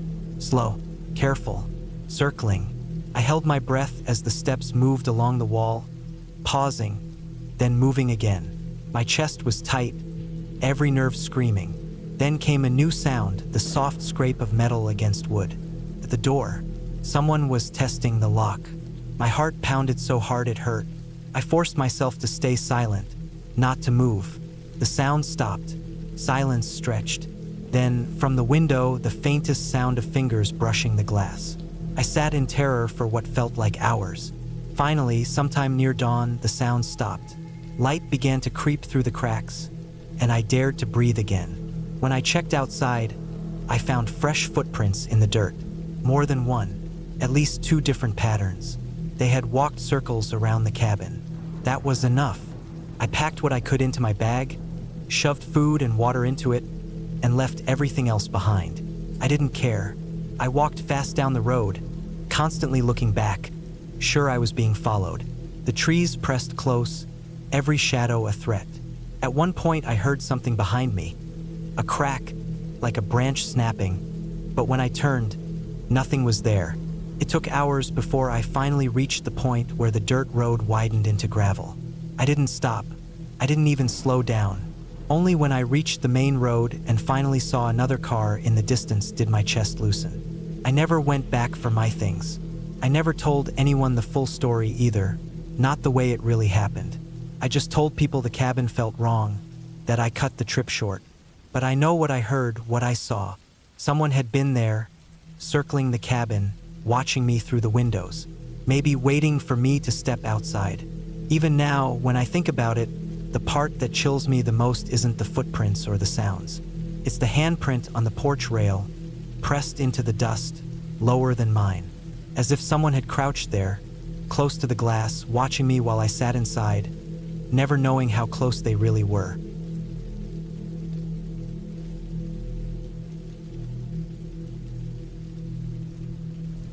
I had decided to spend a few days in a small cabin deep in the woods, away from everything I was used to. The cabin was about a 2-hour drive from the nearest small town, and once I parked my car at the dirt clearing, it was another half-mile walk down a narrow trail that led to it. It wasn't much of a place, just a single-story wooden structure with a slanted roof, one small front porch, and a set of steps that creaked when I went up them. The wood was faded gray from years of weather, and the windows looked like they hadn't been cleaned in a long time. But that was the point. I wanted to be alone, without noise, without people, without anything pulling at me. Inside the cabin there was one main room with a couch, a wood stove, and a little table with 2 chairs. Off to the left there was a small kitchen, nothing more than a sink, a counter, a tiny propane stove, and a few cabinets. To the right there was a bedroom with a single bed, a dresser, and a closet with sliding doors that looked like they barely stayed on their tracks. The bathroom was tucked in the back with just a toilet and a shower stall. The floorboards creaked whenever I walked across them, and the whole place smelled faintly of old wood and dust. When I first got there, I set down my bag on the bed, walked through each room, and tried to get a sense of the place. It was quiet, so quiet that I could hear my own breathing more clearly than usual. When I opened the windows, the sound of the woods came in, wind through the trees, birds in the distance, the occasional creak of the old wood outside as the cabin settled. I unpacked slowly, putting a few clothes in the dresser, lining up some food I had brought in the cabinets, and checking the fridge, which ran off propane. It was cool enough to keep things cold, though not as strong as one back home. That first day was calm. I walked a little along the trail behind the cabin, which went deeper into the woods. I didn't go far because the light was already fading, but it gave me a sense of how cut off the place was. The trees were tall and dense, pines mixed with hardwoods, their branches blocking much of the sky. The ground was uneven, covered in thick layers of fallen needles and leaves. It felt like being inside a sealed-off world where no one else existed. That night, I lit a fire in the stove, cooked a simple meal, and sat on the couch listening to the sounds of the fire crackling. I didn't bother turning on the radio that was sitting on the shelf because the silence felt heavier and more fitting than any noise. I remember how the shadows moved along the walls with the light of the fire and how every little creak of the cabin made me pause. But I wasn't afraid then. It was new, it was different, and I liked the stillness. I slept that night under heavy blankets, the air cool enough that I could see my breath when I first turned off the light. The next day, I woke early, made coffee on the stove, and sat on the porch. The woods around me felt endless. I thought about walking farther down the trail, but something about the thickness of the trees and the fact that I didn't really know where I was made me hesitate. Instead, I stayed close, cut some wood from the small pile stacked at the side of the cabin, and tried to get into the rhythm of being there. The hours dragged in a different way out there, slower, stretched out, each sound or small activity filling more space than it would at home. That second night, things started to feel different. I had cooked again, cleaned the few dishes I used, and set them in the rack by the sink. The fire was burning low in the stove, and I was on the couch with a blanket pulled around me. At some point, I heard a sound outside. It was faint, but enough to stand out against the normal background noise of the woods. It was not the wind, not the sound of branches moving or a bird calling. It was something heavier, more deliberate. A footstep, then another. I sat up, holding still, listening. My mind tried to tell me it was probably an animal. A deer, maybe, or something moving near the cabin looking for food. But it didn't sound like an animal. The steps were spaced apart, steady, almost cautious, the way a person walks when they don't want to be heard. I moved quietly to the window and looked out, but it was too dark to see beyond the faint outline of the porch and the trees nearest the cabin. My eyes strained, but the blackness between the trees seemed to swallow everything. I waited, standing at the window for what felt like a long time, but I didn't hear the steps again. Eventually, I told myself it must have been my imagination, or maybe something small that just sounded heavier than it was. I went back to the couch, though I didn't feel as calm as before. When I finally went to bed, I locked the door. I noticed the lock was just a simple latch, not very strong. Lying in bed, I kept listening for any sound outside. Every creak of the cabin, every gust of wind against the walls, every faint sound in the woods made me open my eyes in the dark.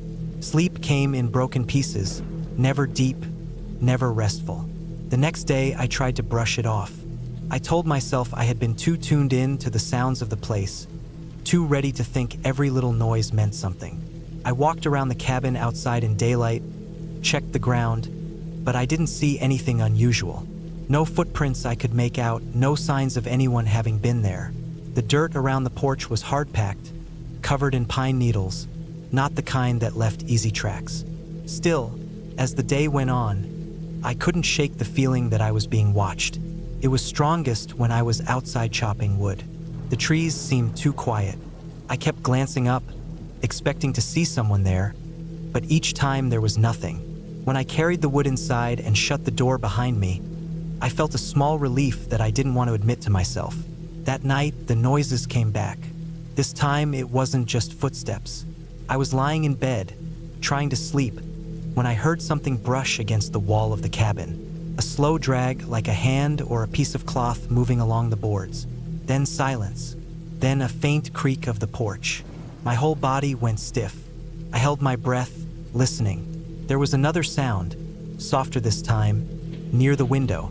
I thought I could hear someone breathing, but maybe it was just my own breath too loud in my ears. I didn't move. I stared at the ceiling in the dark, waiting. After a long time, the sound stopped. When morning came, I went outside again. I looked around the cabin slowly, checking every side. On the ground near one of the windows, I saw a scuff in the dirt that hadn't been there before. It wasn't clear enough to be a footprint, but it was a mark, like someone had shifted their weight there. My stomach turned when I saw it. I kept trying to reason with myself. It could have been an animal brushing against the wall. The scuff could have been from me the day before.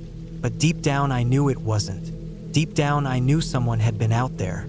That day, I stayed mostly inside. I kept the curtains drawn and stayed near the stove, adding wood to the fire, keeping busy with small things. Every time I went near a window, I felt exposed. Every sound outside made me freeze. By late afternoon, I had decided that I didn't want to stay another night. I told myself I'd pack my things in the morning and head out. It wasn't worth it anymore. The peace and quiet I had wanted had turned into something else, something I couldn't stand. That night was the worst. I went to bed fully dressed, my bag already packed and sitting by the door. I lay there with the blanket pulled up to my chest, waiting. The hours dragged. At some point, I heard it again. Footsteps, slow, deliberate, moving around the cabin. The boards of the porch groaned under weight. Then silence. Then the faintest sound of the door handle being tested. My throat went dry. I could hear the metal of the handle moving, the latch holding but not strong. The sound stopped after a while, but I knew whoever it was still out there. I didn't move. I didn't even shift in the bed. I just stared into the dark, every muscle in my body locked. When the first faint light of dawn came through the curtains, I didn't wait. I grabbed my bag, opened the door quickly, and stepped out. My eyes scanned the trees, my heart pounding, but I didn't see anyone. The woods were still. The air was cold and damp. I walked fast down the trail, not looking back at the cabin. The whole time I felt like someone was watching me from the trees. I didn't stop until I reached my car. When I opened the door and threw my bag inside, I noticed something that made my stomach drop. On the driver's side window, smudged into the glass, was the faint outline of a handprint. I don't know when it was put there. Maybe the night before, maybe earlier. But it was there, clear enough to see. I got in, started the engine, and drove without looking back. I never went back to that cabin again.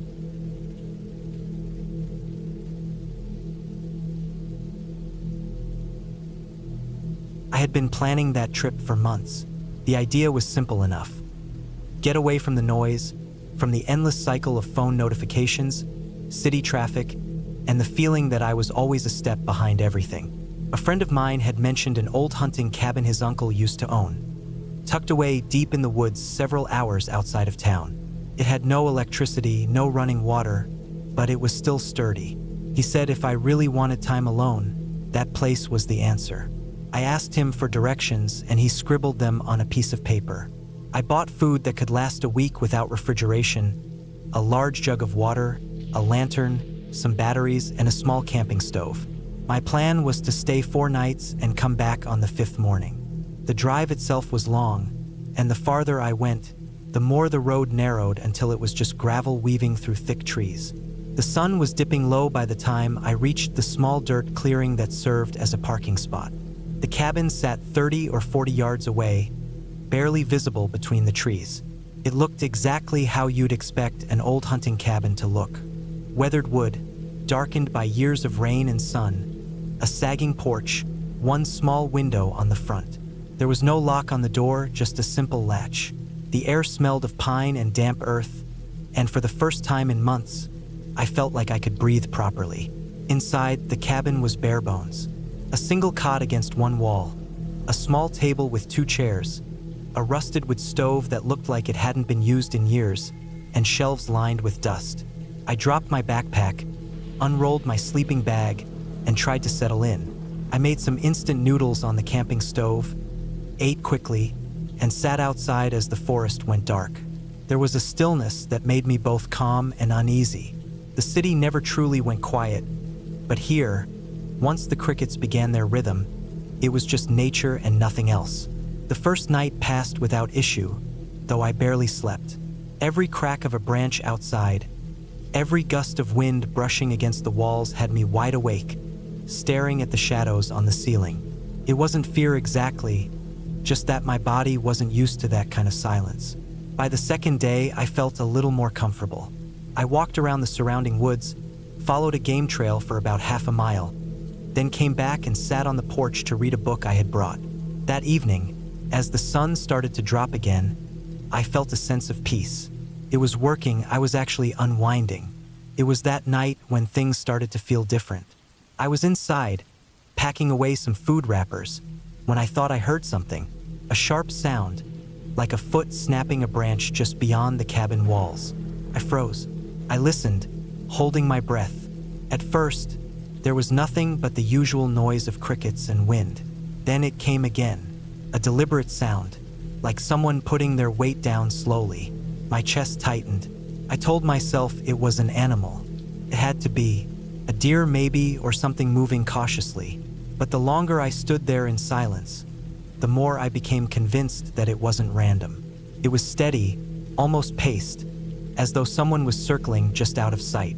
I turned off the lantern and sat in the dark, my back pressed against the wall. I waited, my ears strained for any sign. After a few minutes, it was gone. No more steps, nothing but the crickets again. I lay down, but I couldn't sleep. My mind wouldn't let go of it. I kept replaying the sound in my head, trying to convince myself it had been a deer or maybe even a raccoon. The morning light gave me some courage. I went outside and circled the cabin, scanning the ground. Sure enough, about 10 feet from the porch, I saw the clear shape of a boot print pressed into the dirt. Not an animal, person. My stomach dropped. It was unmistakable. Someone had been walking out there last night, and they had come close. I followed the prints for a short distance before they disappeared into the harder ground, swallowed by pine needles and leaves. That was the moment the cabin stopped feeling safe. I tried to tell myself that maybe it was just some hunter or hiker passing by, but the more I thought about it, the less sense that made. The cabin was too deep in the woods. There were no trails leading directly to it, and my friend had told me hardly anyone came out here anymore. Even if it was a hiker, what reason would they have to walk right up to the cabin at night? Why not knock or make themselves known? The fact that they hadn't did something to me, it shifted the whole tone of the trip. That night, I couldn't relax. I sat on the cot with my flashlight in hand, listening to every sound. Hours passed. Then, sometime past midnight, I heard it again. The steps were softer this time, but there was no mistaking them. My heart started hammering. The crunch of weight on dry ground, slow, patient. They were closer now, circling again. I pointed the flashlight toward the window, but the glass only reflected my own pale face. I didn't dare go outside. Instead, I sat there in complete silence, trying to control my breathing. The steps stopped. For a long time, nothing moved. Then came the sound that made my stomach turn. The faint creak of the porch boards under weight. Whoever it was had stepped onto the porch. I froze, gripping the flashlight like a weapon. The sound lingered for a few seconds, then retreated, as if they had changed their mind. After that, silence again. I don't know how long I stayed awake, but eventually exhaustion pulled me under. When I opened my eyes, morning light was streaming through the cracks. I stumbled outside and scanned the porch. There it was again. A boot print on one of the old boards, pressed into the thin layer of dust and dirt. Someone had stood there in the night. I wanted to leave then and there, but I had parked the car a little ways down the hill, and to reach it I'd have to go through the trees where the tracks had come from. A strange fear gripped me. If someone was watching, they could easily follow me. I decided to stay one more day, telling myself that maybe it was just someone passing through who wouldn't come back. I carried a heavy branch inside and kept it by the cot as a makeshift weapon. The third night was worse, much worse. I was lying in the dark, every nerve on edge, when the steps returned. This time, they didn't circle. They came straight to the porch. The boards creaked again, slow and deliberate.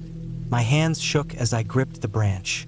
I was sure the latch on the door would lift at any second, but it didn't.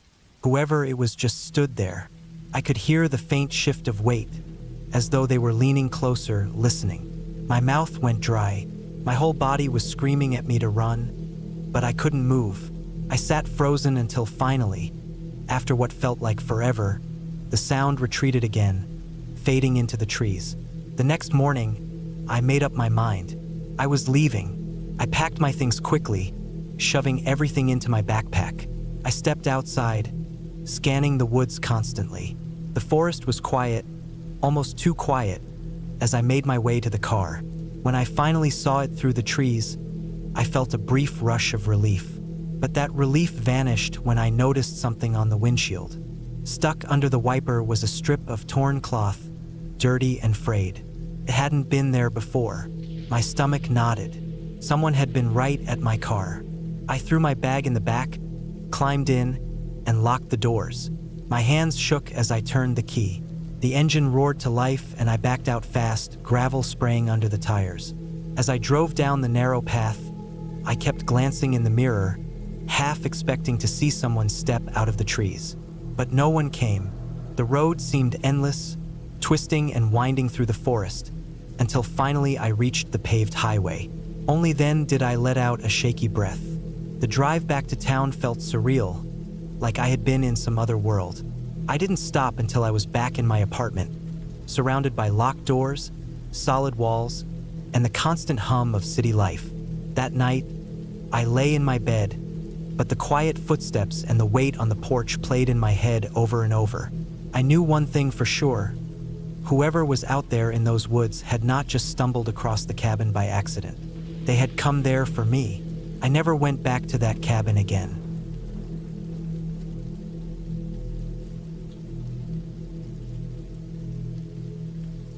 I had been looking forward to some time away from everything for months.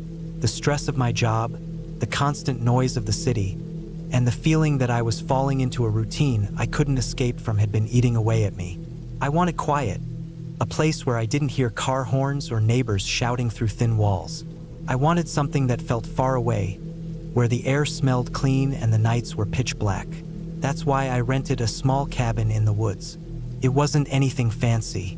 The photos online showed a simple one-story place, wood walls, a small front porch, and a tin roof. It had no cell service, no Wi-Fi, and the only way in was a long dirt road that snaked off the main highway. The listing promised privacy and quiet, and that was exactly what I thought I needed. I didn't think about how isolated it really would be until I was driving down that dirt road, my car bouncing over potholes and branches scraping the sides. The forest swallowed the road, tall pines and dense undergrowth pressing in on both sides. The deeper I went, the less I felt like anyone had been there recently. Grass grew up the middle of the path, and a few places looked washed out from rain. I kept driving, though, because I'd already paid for the cabin and the idea of turning back didn't make sense. After about 20 minutes of slow, rough driving, I finally reached it. The cabin was tucked into a small clearing, shadowed by trees on every side. The porch sagged a little, and the roof looked like it had rust spots, but it wasn't falling apart. There was a shed out back, half hidden in brush, and an old fire pit in front that looked like it hadn't been used in years. I parked in the dirt clearing and just sat there for a minute, listening. The silence was heavier than I expected. No cars in the distance, no voices, just the faint sound of wind moving through branches and an occasional bird. It felt strange after being used to city noise all the time. I carried my bags inside. The cabin was small, only 2 rooms. The main room had a table, 2 chairs, a wood stove, and a counter with a sink that didn't actually run water but connected to a hand pump. The other room was the bedroom, just a bed with a thin mattress and a dresser missing 2 drawers. It was basic, but I didn't need much. I had packed food, water, and enough supplies to last the week. The first day went fine. I unpacked, set up my things, and took a short walk around the clearing to get a sense of the area. The forest was thick, and the further I walked, the more it felt like I was being swallowed up in a maze of trees. I decided not to go too far until I got a better sense of direction. By evening, I cooked some canned food on the stove and sat on the porch as the sun went down. When night settled, the darkness was complete. The trees blocked out the moon, and without electricity, the only light I had came from a lantern I brought. The silence at night was even stronger. No traffic, no hum of appliances, not even much wind, just pitch black and silence. It was what I wanted, but it also made me feel uneasy in a way I hadn't expected. That first night, I lay in bed listening. Every creak of the cabin sounded loud. I reminded myself that buildings settle, that wood expands and contracts with temperature. Still, the quiet made me hyper-aware of every sound. I didn't sleep much. The next morning, I decided to take a longer walk into the woods. I brought a small pack with water, a snack, and a knife just in case. I tried to follow landmarks, fallen logs, a cluster of rocks, the way the sun hit through the trees so I wouldn't get lost. After about an hour, I reached a stream and sat for a while. The water was clear, moving quick over rocks, and I realized how far I really was from anything. I hadn't heard another human sound since I arrived. Walking back, I thought I heard something moving behind me. I froze, listening. It was faint, like a branch snapping underfoot. I turned but saw nothing but trees. Probably an animal. Deer, maybe. Still, I walked faster back to the cabin. That night, I couldn't shake the feeling of being watched. I sat on the porch for a while, lantern glowing beside me, and I thought I saw movement at the edge of the trees. Just a flicker, like someone stepping between trunks. I told myself it was shadows, the way light plays tricks when it's dark. Still, I went inside earlier than I planned and locked the door, even though I knew no one was supposed to be out there. By the third day, the silence wasn't relaxing anymore. It felt heavy. I kept catching myself looking toward the tree line, scanning for movement. When I went outside to pump water, I found boot prints in the dirt near the back of the cabin. They weren't mine. I had only walked on the front and around the shed, but these prints circled the cabin and went off toward the woods. My stomach sank when I saw them. Someone else had been there. I checked the shed, half expecting to find someone hiding, but it was empty except for rusted tools and old buckets. Still, the footprints proved I wasn't alone. I spent most of that day inside, trying to keep myself calm, listening for sounds. That night was worse. Around midnight, I woke up to the sound of something brushing against the wall. Not the creak of wood, not the sound of wind. Something moving along the outside. I held still in bed, hardly breathing. Then I heard a faint scrape at the door, like someone testing it. I didn't sleep again that night. The next morning, I checked the door. The handle had fresh scratches on it, like it had been tested with a tool or maybe a knife. My chest felt tight when I saw it. Whoever was out there had tried to get inside while I was sleeping. From then on, I stayed alert. I kept the lantern lit all night, listening.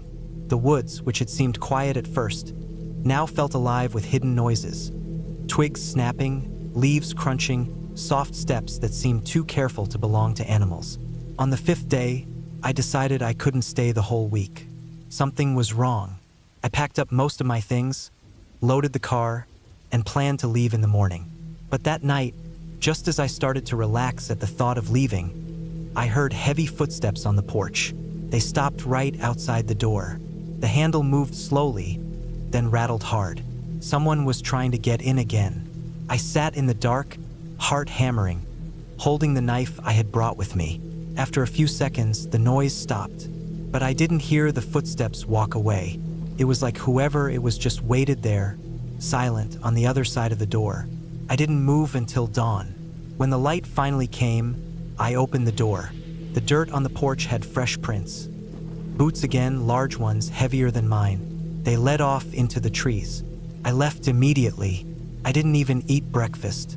I threw the last of my bags in the car, started it, and drove down that rough dirt road as fast as I could without wrecking. The whole time, I kept checking the rearview mirror, half expecting to see someone following me. When I finally reached the main highway, I felt like I could breathe again. The woods were behind me, and the cabin was gone. I didn't stop driving until I was back in the city. Later, when I thought about it, I realized how bad it could have been. No phone service, no neighbors, no one nearby to hear if something happened. Someone had been watching the cabin, walking around it, trying to get in. If they had managed to, no one would have known what happened to me. I never went back. I never even asked the owner about the cabin. I didn't want to know if they knew about it, or if someone lived in those woods, or if I had just been unlucky enough to draw attention. All I know is that I wanted peace and quiet, and what I found instead was the realization of how dangerous true isolation can be. Out there, no one hears you. Out there, if something happens, you're on your own. And someone out there, in those woods, had been waiting for me.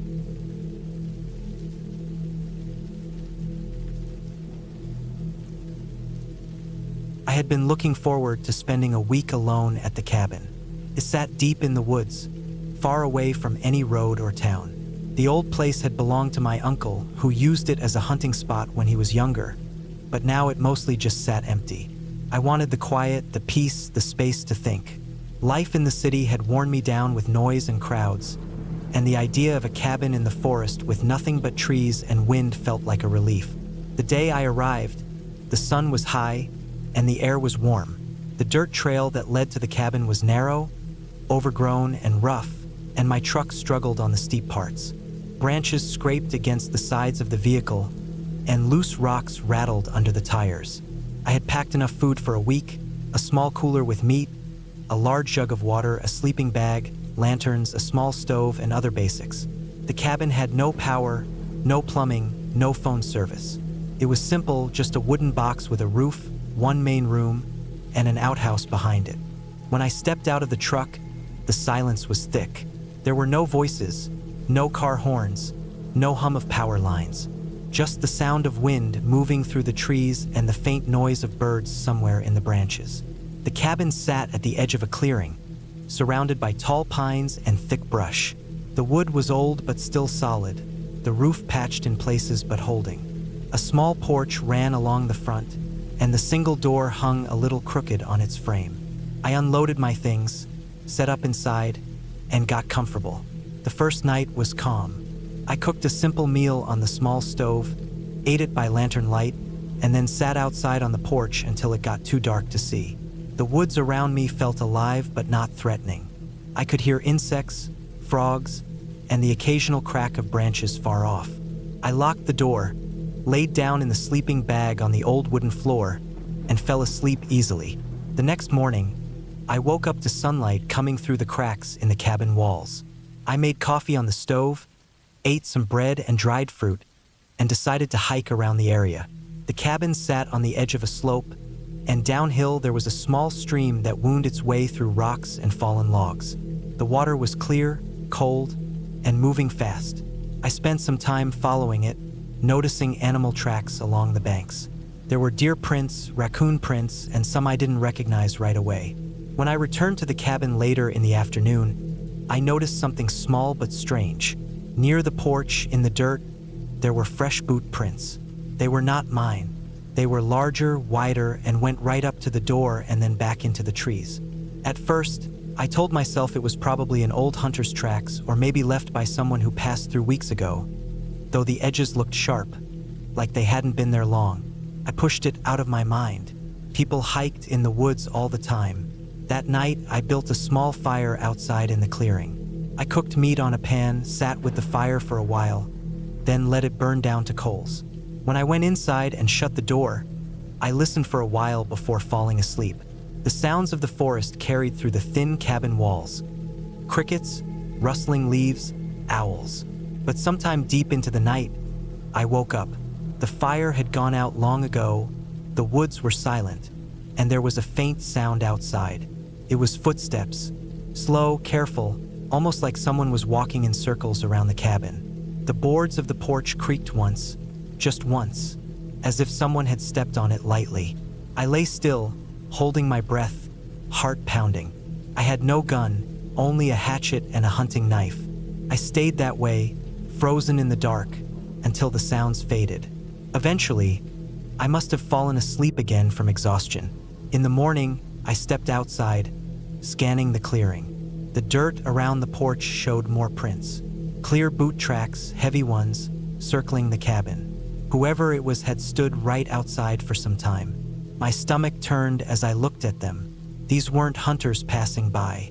They were watching. I spent the day trying to shake the feeling, though I couldn't ignore the unease. I chopped some wood with the hatchet, carried water from the stream, and stayed close to the cabin. Every snap of a twig in the trees made me look up sharply. When evening came, I debated leaving, but I had driven so far to be here, and I didn't want to pack up yet. I convinced myself that maybe it was just an old trail someone had wandered down by accident. Still, I didn't make a fire that night. I stayed inside, lantern off, sitting in the dark, listening. Hours went by, then again the sound. Footsteps, slow, dragging, circling. My throat went dry. I gripped the hatchet in my hand and stayed low on the floor. At one point, I heard the doorknob rattle just slightly, testing it. My chest tightened. Sweat broke out across my back. Whoever it was stayed outside for what felt like forever. Then the noise faded again. The next morning, I knew I had to make a decision. The tracks were there again, even clearer, circling in the dirt. This time, near the back, there were marks where someone had crouched down low, like they were trying to peer through the cracks in the wall. I packed some of my things back into the truck, but the problem was, the trail out was long, narrow, and rough. If someone blocked it, I'd be trapped. I couldn't shake the thought of being followed. That day, I stayed alert, trying to watch the woods. I didn't go far from the cabin. The silence of the forest felt heavier now, like it was waiting. When night came again, I barely slept.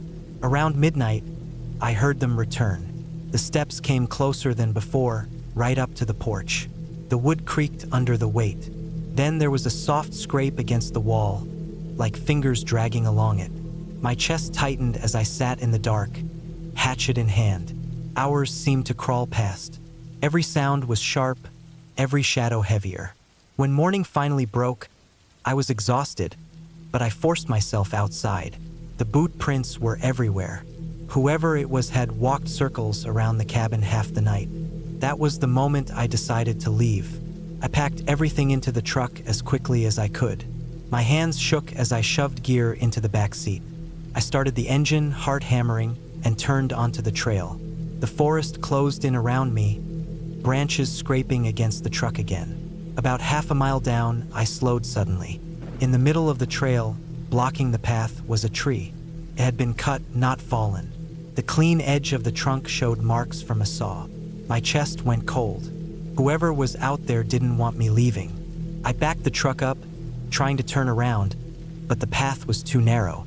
I stopped the engine and sat there, gripping the wheel, staring at the cut tree. I felt the weight of eyes on me, though I couldn't see anyone. The forest was still. I drove back to the cabin. My only option now was to wait until daylight and then try to clear the tree with the hatchet, though it would take hours. The rest of that day I barely ate, barely drank. My hands kept shaking. That night was the worst. Around midnight they came back. This time it wasn't just footsteps. There were noises on the porch, the knob turning harder, pressing. Then the sound of wood bending slightly, as if weight leaned against the door. I held the hatchet, breathing fast, every muscle tight. The door never gave in, but they stayed for hours, moving around the cabin, scraping along the walls, sometimes just standing still. I could feel them on the other side of the wood. When the sun rose, I was drained, barely able to stand, but I forced myself out with the hatchet. I walked the half-mile back down the trail to the tree. The air was cold, damp, and heavy. Every step I took, I expected to hear another set behind me. The tree was still there, cut clean, heavy across the path. I started swinging the hatchet, hacking at the smaller branches, clearing what I could. Each sound of the blade echoed through the woods. I kept glancing over my shoulder, sweat pouring down my back even though the morning was cool. It took hours, but finally I managed to clear enough that I could drive the truck over the stump and broken branches.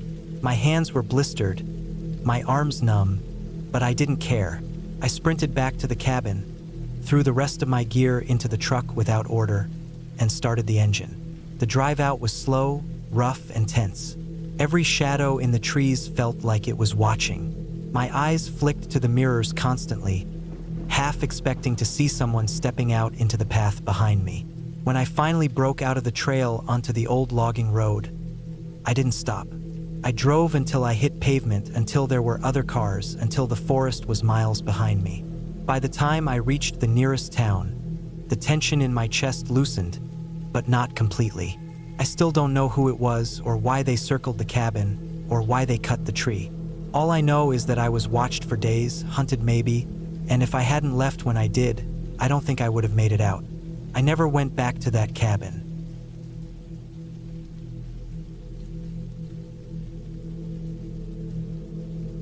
I drove up to the mountains late in the afternoon, with the sun dropping low behind the thick line of pines, their shadows stretching long across the gravel road that wound toward the cabin. The air grew cooler the higher I climbed, and the sound of gravel crunching under my tires echoed sharply in the quiet of the woods. I had rented this cabin for the week because I needed time away from everything, time to rest and think. It was supposed to be quiet, peaceful, and safe. The cabin itself was tucked deep in the trees, about 2 miles off the main road, with no neighbors close by. When I pulled up, the place looked exactly as the pictures had shown. Small but sturdy, with a wooden porch, a sloped roof, and a single chimney. There was a stack of chopped firewood leaning against the wall, a sign that whoever managed this place kept it stocked. The gravel driveway ended right at the cabin, so once I stopped the car, it felt like I was at the end of the line. Nothing but forest stretched behind and around me, dense and endless. Inside, the cabin smelled faintly of pine and wood smoke. It was simple but cozy. There was a couch facing a stone fireplace, a small kitchen with old but working appliances, and a bedroom tucked in the back with a heavy quilt folded neatly on the bed. A small bathroom was built off the side. There was no television, no Wi-Fi, and no cell service this deep into the mountains. The owner had warned me in the listing that service was spotty, sometimes gone for days, so I had prepared myself for that. First, I enjoyed the silence. After unloading the car and stacking my food and supplies in the kitchen, I sat outside on the porch, listening to the sounds of the forest. The occasional bird called out, and somewhere in the distance I heard the faint rush of water from a stream. As the sky dimmed, the trees grew darker, almost black against the fading light. By nightfall, I had built a fire in the fireplace and eaten a simple meal of canned soup and bread.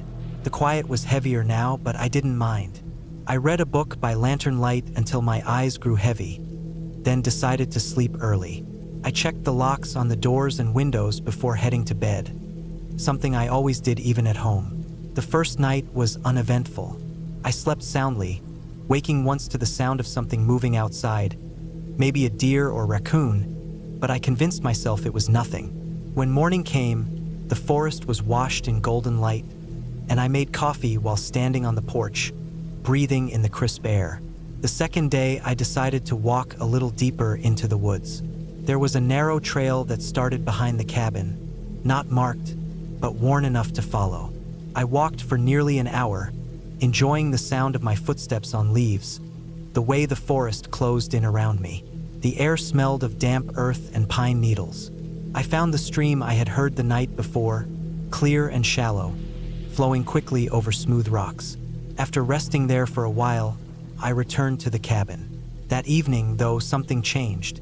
I was sitting by the fire again when I thought I heard something outside, closer this time. It was the sound of footsteps, slow, deliberate, heavy enough that it didn't sound like a small animal.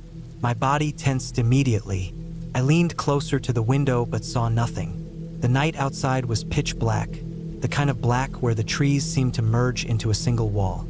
I told myself it was probably just a deer or maybe a bear wandering near the cabin, but still, the sound had felt different. I stayed awake longer than I had planned, listening, waiting, but eventually fatigue took over, and I went to bed. That night, I woke suddenly in the darkness. My heart was racing, though at first I didn't know why. Then I realized I had heard something, wood creaking, not the kind of random pops a cabin makes as it settles, but the sharp creak of a floorboard. Inside, I held my breath, straining to hear. The room was dark except for the faint glow of moonlight filtering through the curtains. My ears picked up every small sound, the ticking of the cooling fireplace, the rustle of fabric as I shifted. But then there it was again. Another creak, slow, dragging, deliberate. Someone was inside the cabin. I froze, every muscle tight. My mind raced. I had locked the door, I was sure of it. The windows too. I had checked them carefully. Yet someone was inside. I lay still, afraid to move or make a sound. The creaking came again, closer now, like footsteps moving slowly across the living room floor. I thought about reaching for my phone, but I remembered I had no service here. Even if I dialed, nothing would go through. The only thing between me and whoever was out there was the thin wooden door of the bedroom. I scanned the room for something I could use as a weapon. The only thing nearby was the heavy lamp on the nightstand. The footsteps stopped. Silence pressed in, thicker than ever. I waited, my chest rising and falling rapidly, sweat dampening my skin despite the cold air. Minutes passed, or maybe it was seconds, I couldn't tell. Then, I heard the softest sound of all, breathing. Not mine, someone else's, just outside the bedroom door. I gripped the lamp tightly, my hand shaking. My mind screamed to do something, but fear rooted me to the bed. Then, after what felt like forever, the breathing faded, followed by another creak of the floorboard, and then nothing. I stayed awake the rest of the night, sitting upright in bed, the lamp still in my hands. Every sound of the cabin settling made me flinch. I kept waiting for the door to open, for someone to step inside, but it never happened. When morning light finally pushed through the curtains, I forced myself to get up and check the cabin. My legs trembled as I walked. The living room looked normal, the door was still locked, the windows untouched. No sign of entry, I tried to convince myself I had imagined it, that maybe I had dreamed the whole thing. But when I opened the front door to step outside, I froze. There, in the soft dirt just beyond the porch, were footprints. Human footprints. They circled the cabin, stopping at each window, and then led to the door. I shut the door quickly, my heart pounding. Someone had been out there. Someone had walked around the cabin, checking it in the middle of the night. Maybe they had tried the door and found it locked. Maybe they had stood at the windows looking in. The thought made my skin crawl. For the rest of the day, I couldn't shake the feeling of being watched. Every time I stepped onto the porch, I scanned the trees, half expecting to see someone standing there. I thought about leaving, driving back down the mountain, but it was already afternoon, and part of me felt trapped, like leaving might be just as dangerous as staying. That night, I didn't sleep. I sat in the living room with the fire burning low, the lamp on beside me, clutching the poker from the fireplace as a weapon. Hours dragged by, each minute stretching longer than the last. I listened to the woods outside, waiting, watching. Sometime past midnight, I heard it again. Footsteps outside, moving slowly around the cabin. Gravel crunching softly, leaves rustling. My chest tightened. The footsteps stopped beneath the window where I sat. I held my breath, my knuckles white on the poker. Then the doorknob rattled. Just once, gently, like someone was testing it. My stomach dropped. The door held, but I didn't move, didn't make a sound. After a long pause, the footsteps retreated, fading into the woods. I sat there until the first light of dawn broke through the trees, my body stiff with fear. I knew I couldn't stay another night. Whoever it was, they had come back and they would keep coming. The footprints, the rattling doorknob, the way they circled the cabin. It was clear they were watching me, testing me, waiting. I packed my things quickly, stuffing clothes and food into bags without folding. My hands shaking so badly I dropped items. Every sound outside made me freeze, expecting the footsteps to return. By the time I loaded the car, my nerves were raw. The drive down the mountain felt endless. Every curve of the road, every shadow in the trees, I expected a figure to step out, to block my way. But I made it back to the main road, and then further until finally I saw the first signs of town. Only then did my body begin to unclench. I never knew who it was or why they were there. Maybe it was a stranger living off the grid, maybe someone dangerous, maybe just someone who liked to scare people. But I knew one thing with certainty. If I had stayed one more night, if I had ignored the signs, the ending might have been very different. The cabin was meant to be an escape, a place of peace. Instead, it became the most terrifying experience of my life.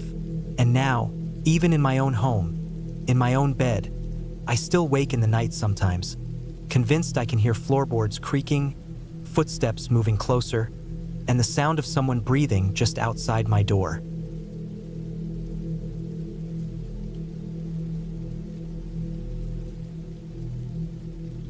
I drove out to the cabin late in the afternoon, with the sun starting to sink low behind the trees. The road was narrow and cracked in many places, with weeds creeping up through the asphalt, and the forest pressed close on both sides. I had been to this cabin only once before, years back, when a friend had invited me for a short weekend trip. It was the kind of place you did not stumble upon unless you knew it was there. It sat alone by a lake, quiet and far away from anyone. I had decided to go out there by myself this time, just to get away for a while.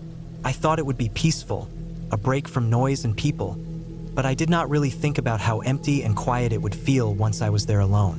When I pulled into the clearing, the tires crunched over loose gravel and pine needles. The cabin looked the same as I remembered. It was small, made of dark wood that had grayed over time, with a tin roof that showed spots of rust. The porch sagged slightly on one side.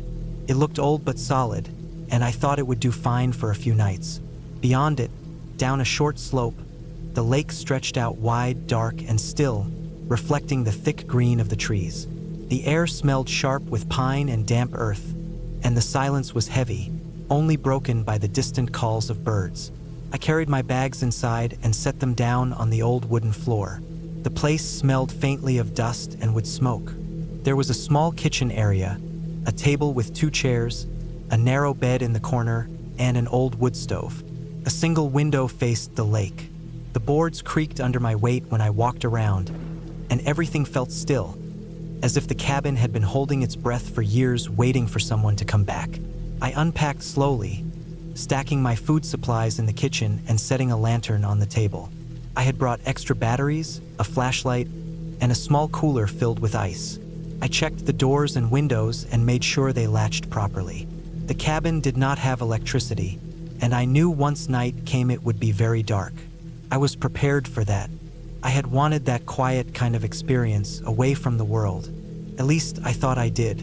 As the evening set in, I cooked a small meal on the propane stove I had carried with me. I ate at the table and listened to the silence pressing in outside. It was strange to eat with only the sound of my chewing filling the air. No traffic, no hum of appliances, no voices in the background. Just silence, and the occasional creak of the cabin settling as if it were alive and shifting on its old foundation. I stepped out onto the porch afterward and stood watching the lake. The water was smooth as glass, the sky dimming with streaks of orange and purple. I could hear frogs starting to call from the reeds. When it got too dark to see, I went back inside and lit the lantern. Its glow was warm and soft, casting shadows that stretched across the floor and walls. I read a book for a while, but I found it hard to focus. My ears kept straining toward the sounds outside, listening to every snap of a twig, every rustle of the wind in the trees. Being alone out there felt heavier than I had expected. I told myself it was fine, that I just wasn't used to this kind of quiet anymore. Later, when I finally lay down on the bed, I stared at the ceiling and listened. The frogs outside kept calling, and something splashed lightly in the water. I thought maybe it was a fish or a turtle. The boards in the walls ticked and shifted. I closed my eyes, but it took a long time before I drifted into sleep. I woke up in the middle of the night with a start. I didn't know what time it was, but the lantern had burned out and the cabin was pitch black. For a moment I lay still, unsure what had woken me. Then I realized the night outside had gone silent. The frogs were no longer calling. The only sound I heard was the faint ripple of water against the shore. I held my breath and listened harder. Then I heard it, something soft moving outside in the gravel of the clearing. It was slow, crunching under weight, stopping, then starting again. My heart thudded as I lay frozen in the bed. I thought of deer, maybe, or some other animal passing by. But the steps sounded heavy, not like small feet darting around, but slow and deliberate, like someone walking. The sound moved closer to the cabin. The boards under me creaked when I shifted slightly, and I held still again, afraid of making any more noise. The footsteps stopped. The silence stretched on for long seconds. Then I heard the faint scrape of something brushing against the side of the cabin. My skin prickled all over.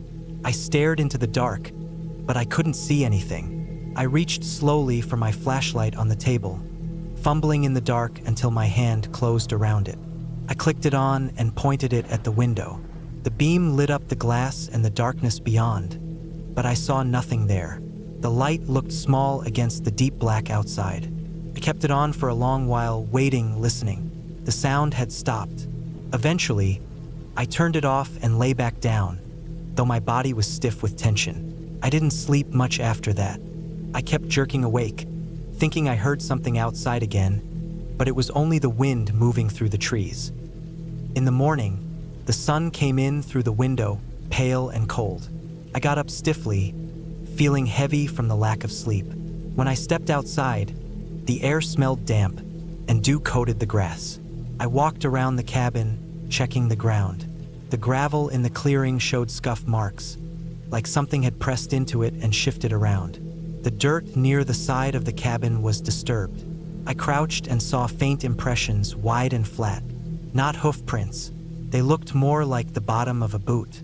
I stood staring at them for a long time, my stomach sinking. The closest neighbor was miles away. Nobody should have been out here. I told myself maybe it was old, maybe from someone who had stayed at the cabin before, but the ground looked freshly disturbed, like it had been pressed in during the night. I spent the rest of the morning uneasy, checking my supplies, making sure the doors and windows could lock securely. I tried to push it out of my head, telling myself not to jump to conclusions, but I couldn't shake the image of someone walking slowly outside while I was lying in bed. I spent the day fishing at the lake, trying to distract myself. The sun was warm and the water shimmered. I caught a small perch and threw it back. The piece of it should have relaxed me, but I kept glancing back at the tree line, scanning for movement. Nothing stirred except birds. Still, I never felt at ease. By late afternoon, I headed back to the cabin. I cooked again, ate quickly, and locked everything up before dusk. As the sun went down, my nerves tightened. When it grew dark, I sat with the lantern on, listening. Every sound seemed louder. I told myself to stop being paranoid, but the memory of those prints in the dirt stayed with me. When I finally went to bed, I kept the flashlight in my hand. Sleep came in fits, light and broken. Sometime after midnight, I woke again. This time, I didn't hear footsteps right away. Instead, I noticed something else, light. A faint glow flickered against the window, pale orange, like fire.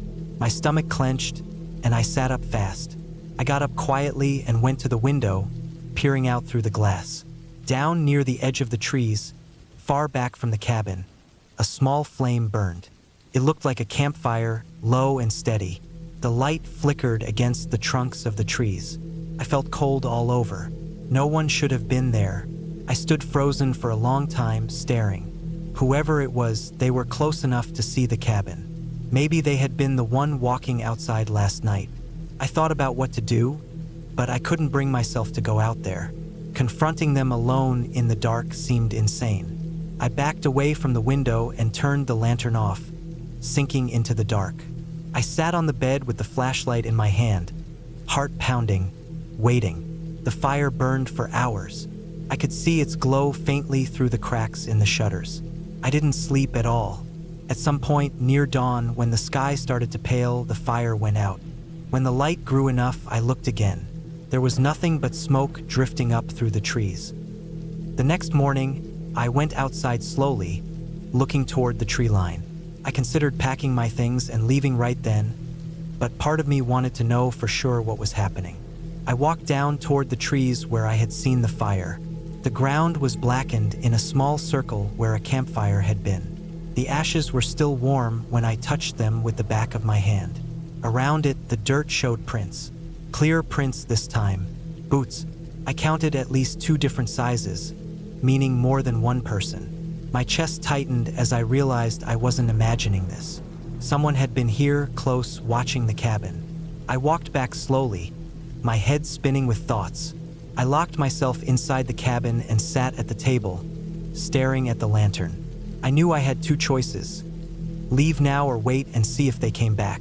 But leaving meant walking out alone to my car, loading my things with my back exposed. If they were watching, they could be anywhere in the trees. The thought made me sick, so I waited. All day I sat in the cabin, listening, checking the window.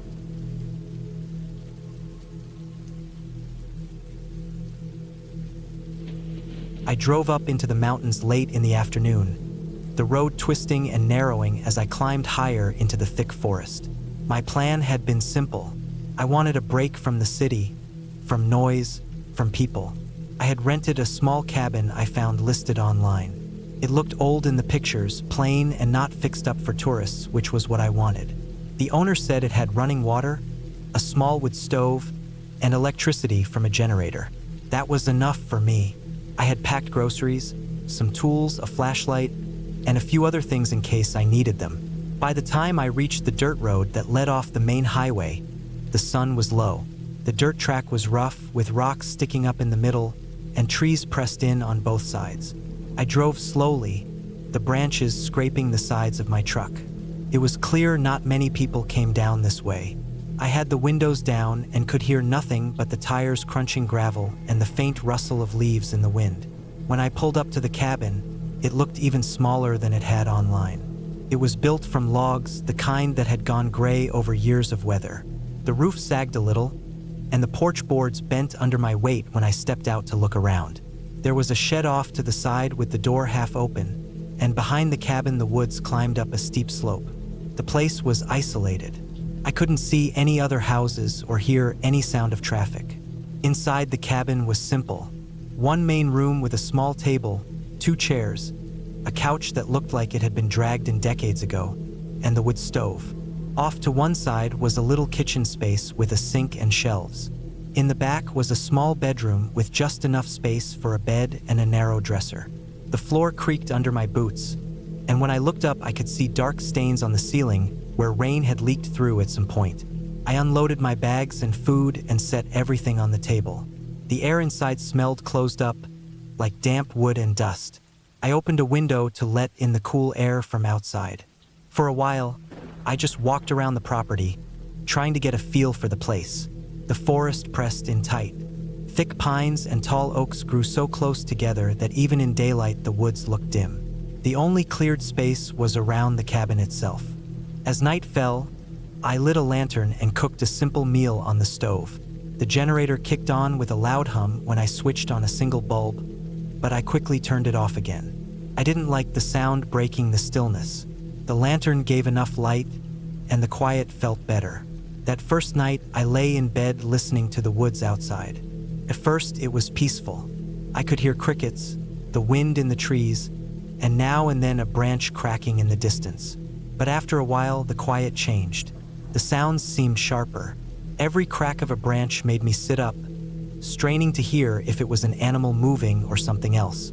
At one point, I heard what sounded like steady steps in the leaves behind the cabin. They moved slow, not quick like a deer or a raccoon, but measured, one after another. I held my breath and stayed perfectly still. The steps stopped. I waited, staring at the dark ceiling, until eventually I must have drifted off. In the morning, I went outside to look. The ground was soft from rain the day before, and I found faint impressions in the dirt near the back porch. They were shaped like footprints, though not clear. The size looked like they could belong to a person. My first thought was that maybe the owner or someone from town had come by, but there had been no knock on the door, no car, no voice calling out. The prints seemed to lead back toward the slope where the trees thickened. I tried not to think much of it. I told myself it could have been hunters or just someone passing through the woods, though I couldn't see why they would walk directly behind the cabin in the dark. I spent the morning chopping some firewood from the pile near the shed. The work felt good, and the sound of the axe echoing through the trees kept me from thinking about the night before. The day passed slowly. I read for a while, cooked another simple meal, and took a short walk down the dirt road, but I didn't see or hear another person. When the sun started to set, a heaviness set in. The silence of the woods, which had felt peaceful in the daylight, began to feel heavier as darkness spread. That second night was worse. I lay in bed listening again, unable to relax. At first I heard nothing but wind. Then, sometime past midnight, I heard the sound of something brushing against the wall of the cabin. A slow scrape like wood against wood or something dragging along the logs. I sat up, my chest tight. It stopped after a few seconds, but then I heard it again near the window.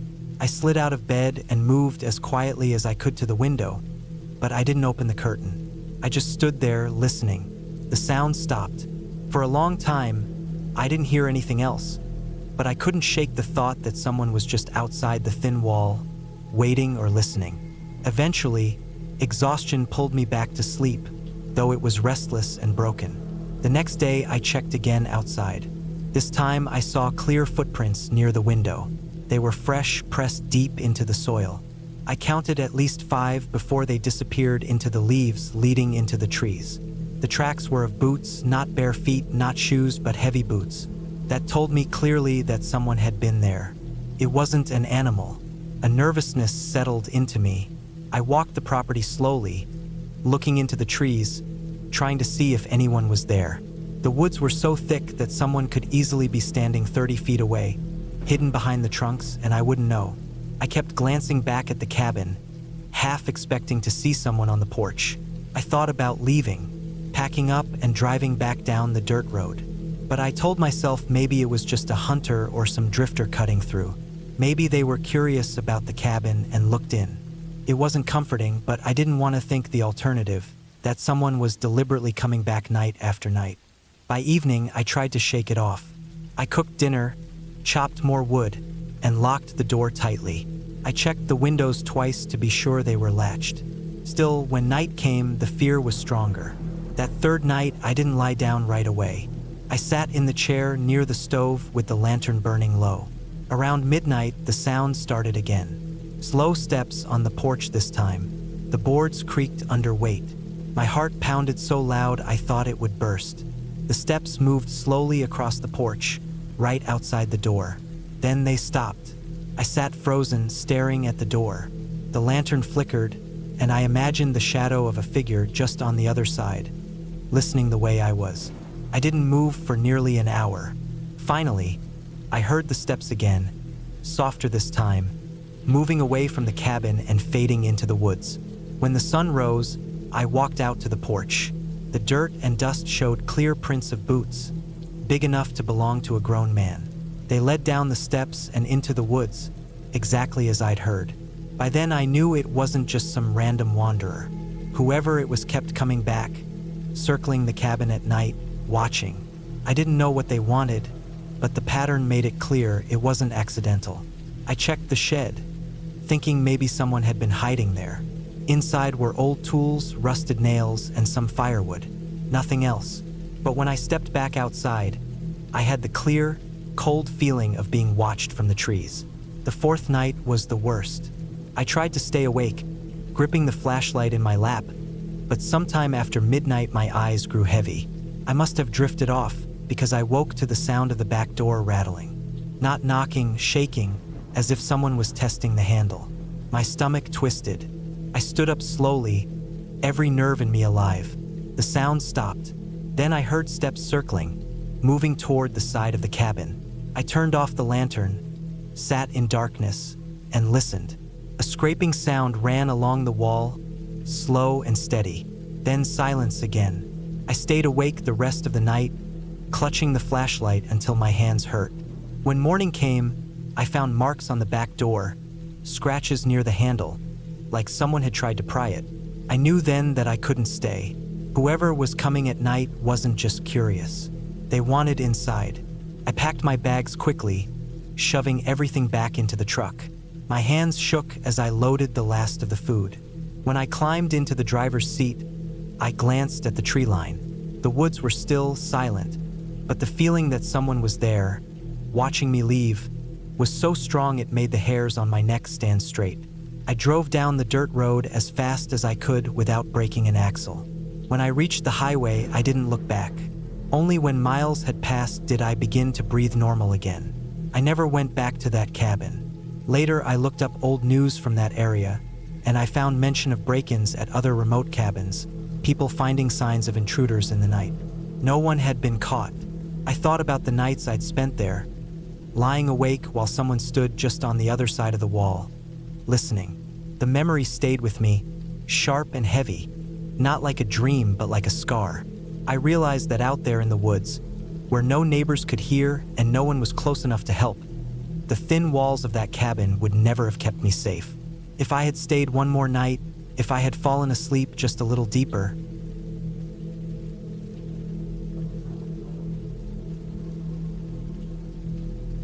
I wanted some time away from everything, so I rented a small cabin deep in the woods for a week. It was an old place, the kind of structure that looked like it had been there for decades. The wood on the outside was faded gray, and the roof had patches where shingles had slid off, but it still looked strong enough to handle rain and wind. It sat on a piece of land that was tucked between a narrow gravel road and a thick stretch of pine trees. The closest town was 20 miles away. There was no cell service, just an old landline phone inside, which I noticed when I first unlocked the door. The cabin had one main room with a stone fireplace, a couch, a chair, and a wooden table that had deep scratches across its surface. The kitchen was small, with only 2 burners on the stove and a little fridge that hummed unevenly. The bedroom was in the back, a small square with a thin mattress on a squeaky bed frame. A single window overlooked the trees. The bathroom was nothing more than a shower stall, sink, and toilet, all old but still working. When I arrived, I unloaded my bags, stacked some canned food in the cupboard, and made sure everything was working. I had brought enough to last the week: water jugs, dry food, a cooler with some things that needed to stay cold, a flashlight, extra batteries, and a hunting knife I usually kept in my car. I wasn't much of an outdoors person, but I liked the idea of peace and silence. I wanted to read, write a little, and clear my head. The first night was calm. I built a small fire in the fireplace, cooked a simple meal, and read until my eyes grew heavy. The woods outside were quiet except for the occasional rustle of wind or the cry of some animal in the distance.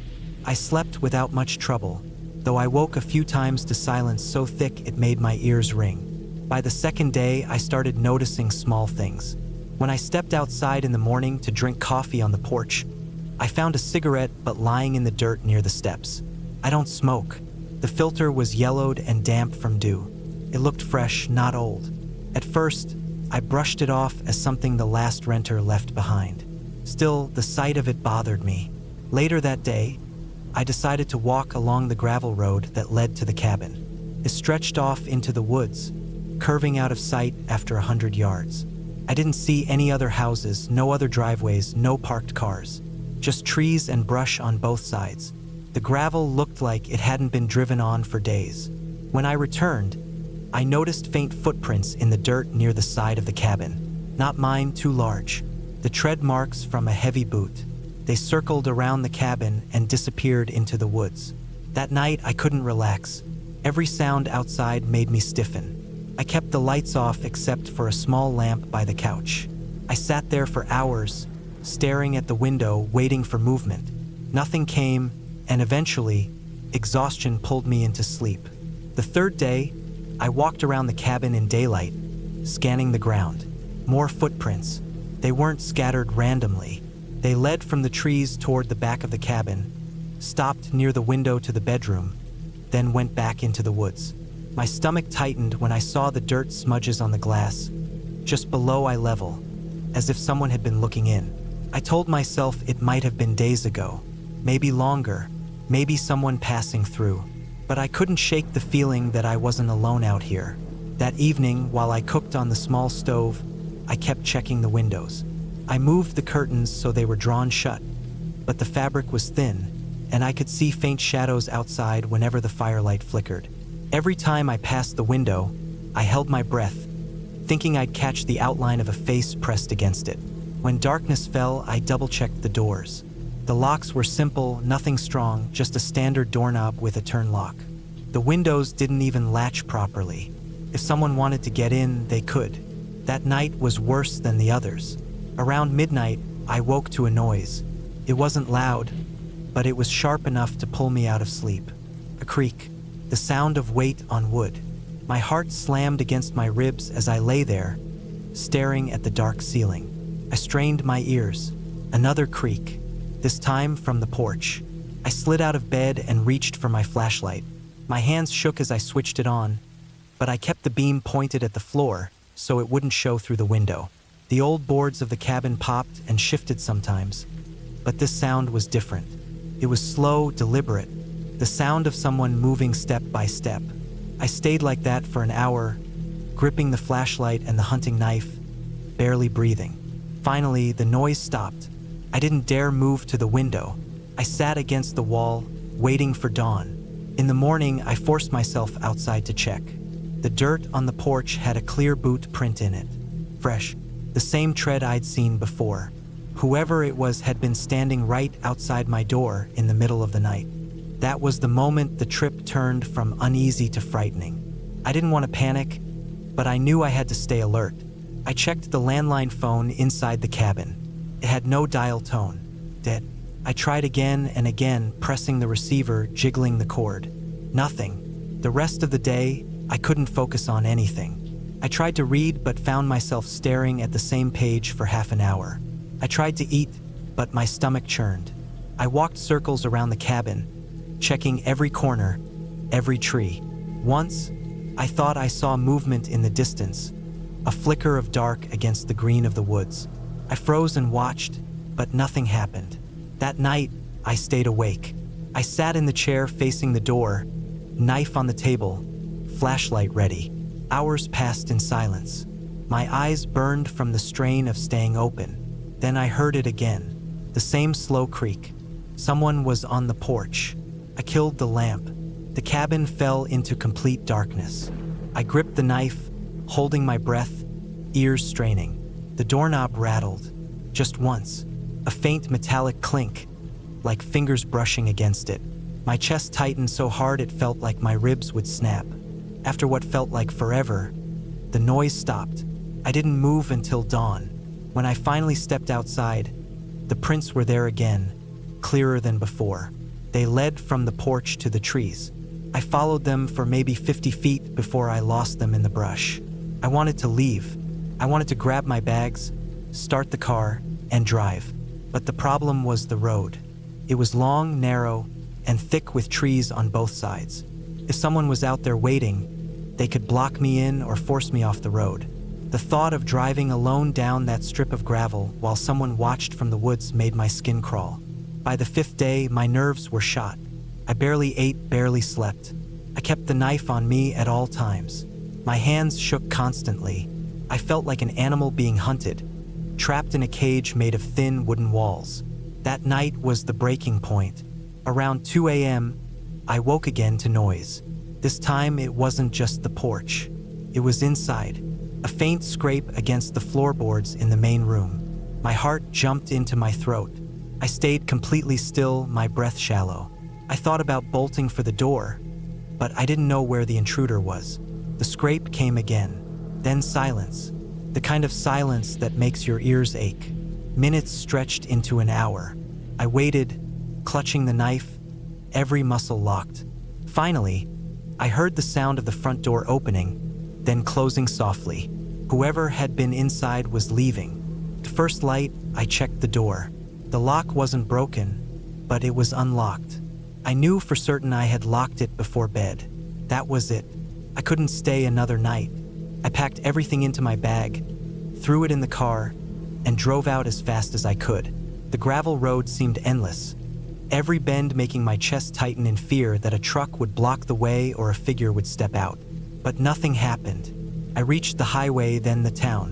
When I stopped at a gas station, I noticed something on the back seat of my car, a folded piece of paper.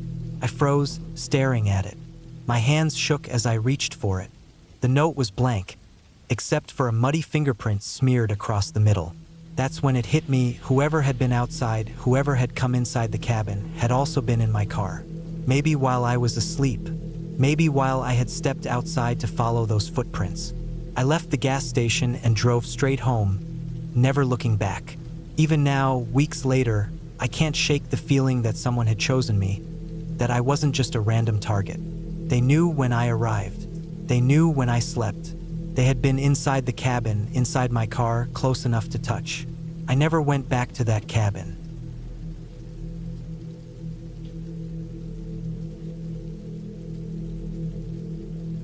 I never thought staying in a cabin alone would turn into something that still makes my chest tighten when I think about it.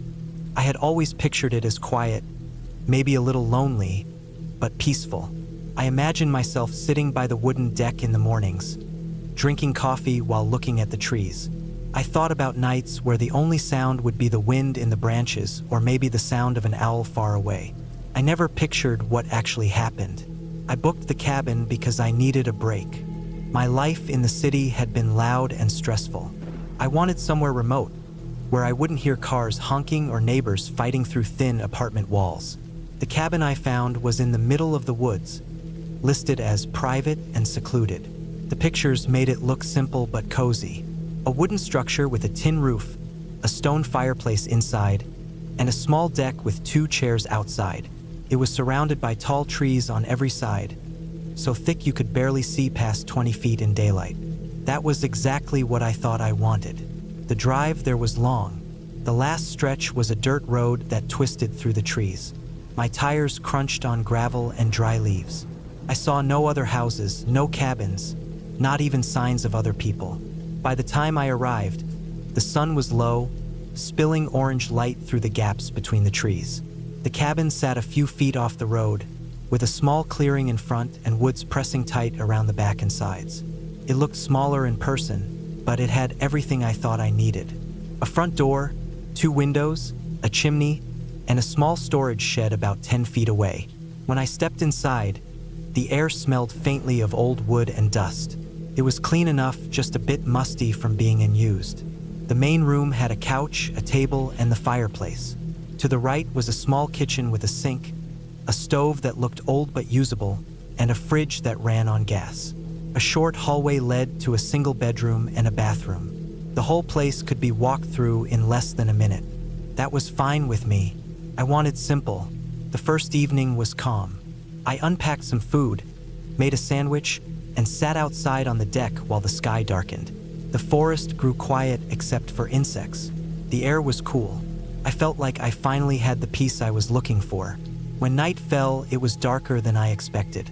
In the city, even at night, there's always light, street lamps, cars, windows. Here, once the sun was gone, it was pitch black. I could see nothing past the outline of trees against the sky. I went inside and lit the old oil lamp I had brought just in case. The dim yellow glow filled the cabin. I locked the front door, checked the windows, and went to bed. The first night was uneventful. I slept well, though I woke up once or twice to the sound of branches creaking in the wind.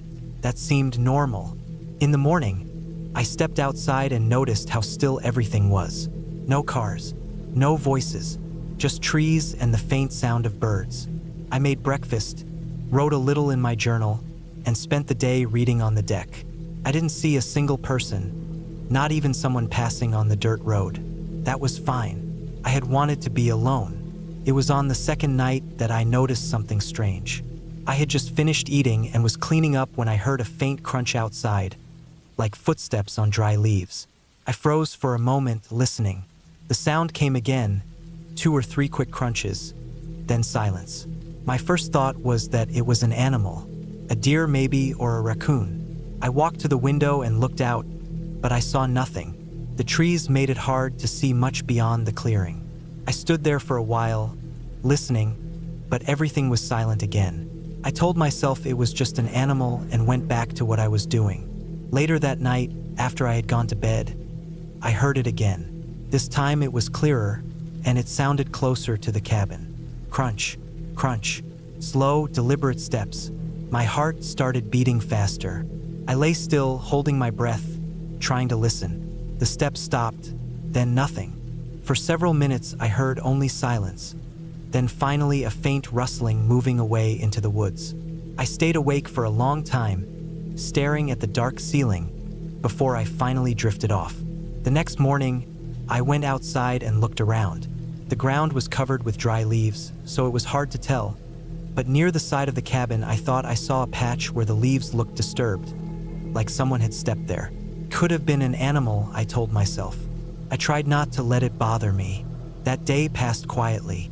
I stayed closer to the cabin, though, and found myself checking the woods more often. Every sound seemed louder. Every movement in the trees caught my eye. When evening came, I was tense. I ate dinner early, locked up, and sat by the fireplace instead of outside. That night, the sounds returned. Around midnight, I woke to the same crunching steps. This time, they circled the cabin slowly. My mouth went dry. I lay in bed, too scared to move. Whoever or whatever it was, they were moving carefully, like they didn't want to be noticed. At one point, I swore I heard a faint scrape against the wooden wall. I gripped the blanket tight and stayed as still as possible. The steps stopped for what felt like forever. Then, slowly, they moved away again. In the morning, I forced myself to go out and look.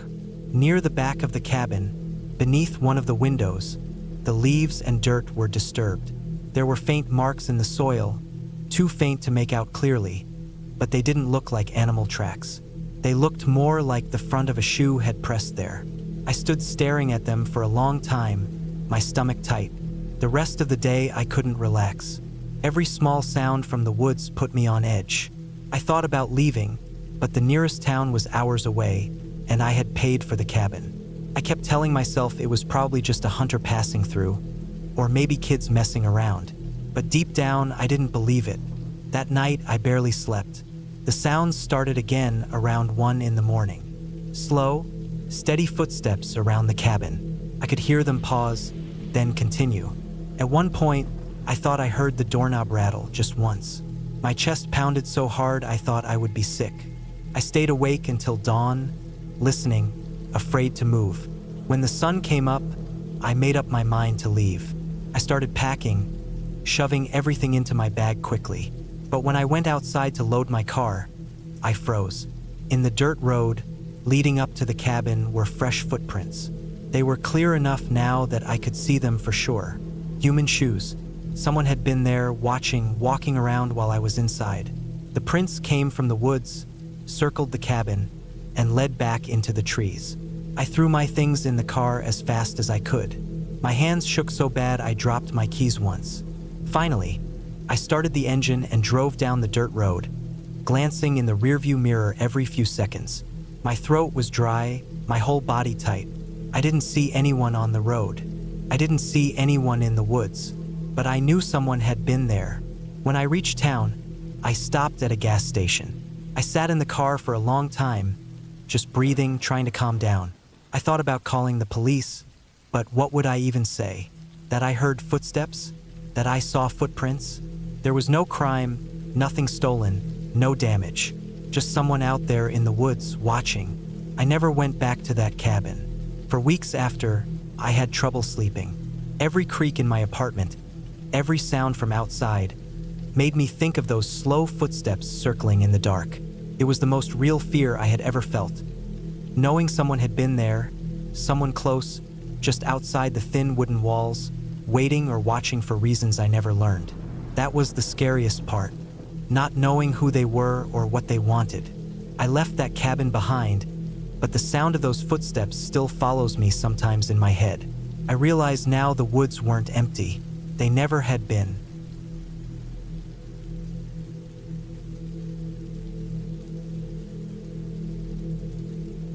I never thought I would spend so much time thinking back to one night in my life, but I do. It was the kind of night that stays with you no matter how much time passes, because it changes how you see the world. I went to a cabin in the woods thinking it would be nothing more than a quiet trip away from noise and people. What I ended up with was something that shook me enough that even now I can still picture every sound, every smell, every little detail from that night as if it just happened.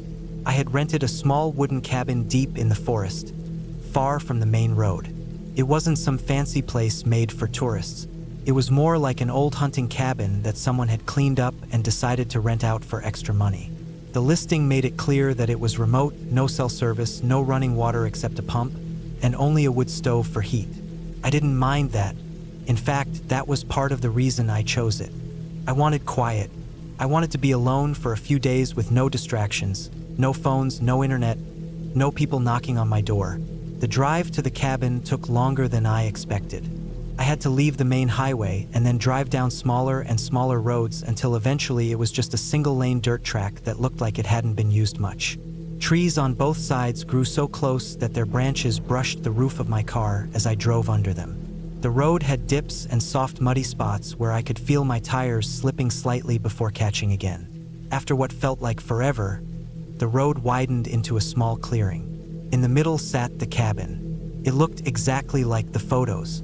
Weathered wood, a metal roof that looked newer than the rest of the place, and a small porch with 2 steps leading up to the door.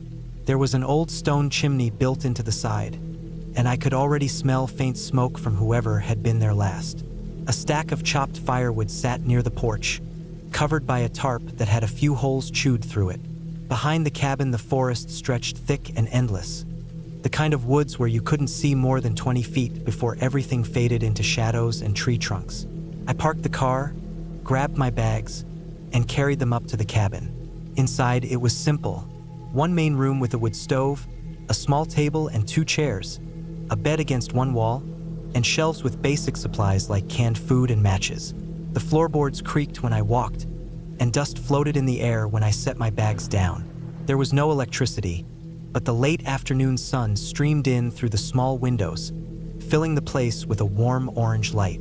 I unpacked slowly, taking in everything. The silence was thick.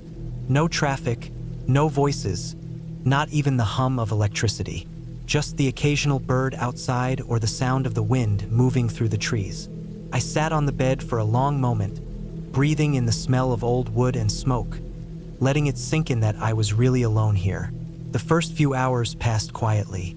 I carried in wood, started a small fire in the stove, and cooked a simple meal from the canned supplies. By the time I finished eating, the sun was low and shadows stretched long across the floor. I lit a lantern I had brought, its dim glow filling the cabin with a soft yellow light. Outside, the forest had already turned dark. It wasn't until then, when night had settled over the clearing, that I noticed how uneasy the place felt. I told myself it was just because I wasn't used to being this deep in the woods alone. Every small sound outside seemed sharper, louder. A branch snapping somewhere in the trees made me freeze. The crunch of leaves carried faintly through the air, but when I held my breath and listened harder, it faded. I tried to shake it off. By 9 o'clock, I was sitting at the small table, writing in a notebook I had brought, when I heard something again. It wasn't a branch this time. It was slower, heavier, like the sound of footsteps moving over leaves. They weren't close, but they weren't far either. My first thought was an animal, deer maybe, but the more I listened, the less it sounded like that. It was too steady, too even, almost like someone walking. I set down my pen and stared at the door. My heart beat faster, but I told myself it was fine. People hunted in these woods. Maybe someone was just out late, heading back. But then another thought hit me. Who would be out here at this time of night? I hadn't seen another car or cabin for miles. I stood slowly, turned down the lantern so the light was dimmer, and moved to the window. The glass was streaked and cloudy, but I could see out into the clearing. The moon had risen high enough to cast a faint silver light across the grass and the trees at the edge. I stared for a long time, waiting for movement. At first, there was nothing. Then, just at the edge where the trees began, I thought I saw a shape. It was hard to tell. A dark outline against darker shadows, standing still. I blinked and leaned closer, and when I looked again, it was gone. I stood there for what felt like forever, not moving, not breathing, just staring at the treeline. My ears strained for sound, but the forest had gone silent. No insects, no wind, nothing. That silence felt heavier than anything else. Eventually, I forced myself to step back. I told myself I was being stupid. My mind was playing tricks on me, but the feeling wouldn't go away. I didn't want to turn my back on the window, but I also didn't want to stand there like some kind of target. I went to the stove, fed it more wood, and tried to distract myself by keeping busy. An hour passed, maybe more. I sat on the bed, fully dressed, lantern turned low, listening. Every small sound outside made me tense. At one point, I was sure I heard the crunch of leaves right outside the wall, close enough that I held my breath and stared at the door, waiting for it to open. But it never did. Sometime after midnight, I realized I couldn't stay awake forever. I didn't want to climb under the blankets, didn't want to close my eyes, but my body was heavy and my mind foggy. I left the lantern burning dimly on the table and laid on top of the bed, listening until eventually my eyes closed on their own. I don't know how long I slept before something woke me. It wasn't a dream. It was a sound, sharp, sudden, right outside the wall by the bed, like a foot snapping down on a dry branch. My eyes flew open. I didn't move. I didn't even breathe. There it was again. Slow, crunch, then another, and another. My chest tightened as I realized what it was. Someone was walking around the cabin. I stared at the ceiling, frozen, every muscle locked. The footsteps circled slowly, dragging over leaves, pausing, then moving again. They stopped near the door. Silence stretched on so long that I thought maybe whoever it was had gone. But then the sound came again, this time on the porch steps. The wood creaked. I wanted to get up, to grab something, anything, but I couldn't move. My whole body refused. I lay there, eyes wide, heart pounding so hard I thought it would give me away. The footsteps moved across the porch, then stopped right in front of the door. There was no knock, no sound of the handle, just silence. Then, after what felt like forever, the footsteps moved again, slow and heavy, down the steps and back into the leaves.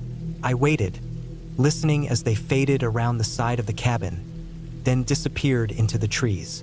I didn't sleep again. I sat up, clutching the edge of the bed, staring at the door until faint light began to show through the windows. Only when the sun was fully up did I finally move. When I stepped outside, the grass in the clearing was wet with dew. I walked around the cabin slowly, every nerve tight, until I saw them. Prints in the soft earth, clear and deep. Shoes, not boots, not animal tracks. Human footprints circling the cabin, leading to the porch, then away again into the woods. I followed them a short distance before they disappeared into the undergrowth.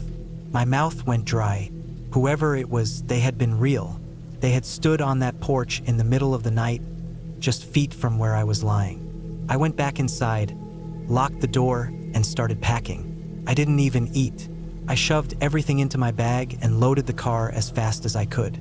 The whole time I felt like I was being watched, like whoever had been out there might still be somewhere in the trees, waiting. The road out felt longer than it had before, but when I finally reached the highway, I let out a breath I didn't know I was holding. I drove until I was back in town, until there were cars and people and lights again, and only then did I let myself slow down. I never went back to that cabin. I never even asked about it again, but I still think about it. I think about those footsteps in the dark and the prints in the morning. I think about how they never tried the door, never said a word, just stood there in silence before walking away. I'll never know who it was or why they came or what they wanted, and maybe that's what makes it worse.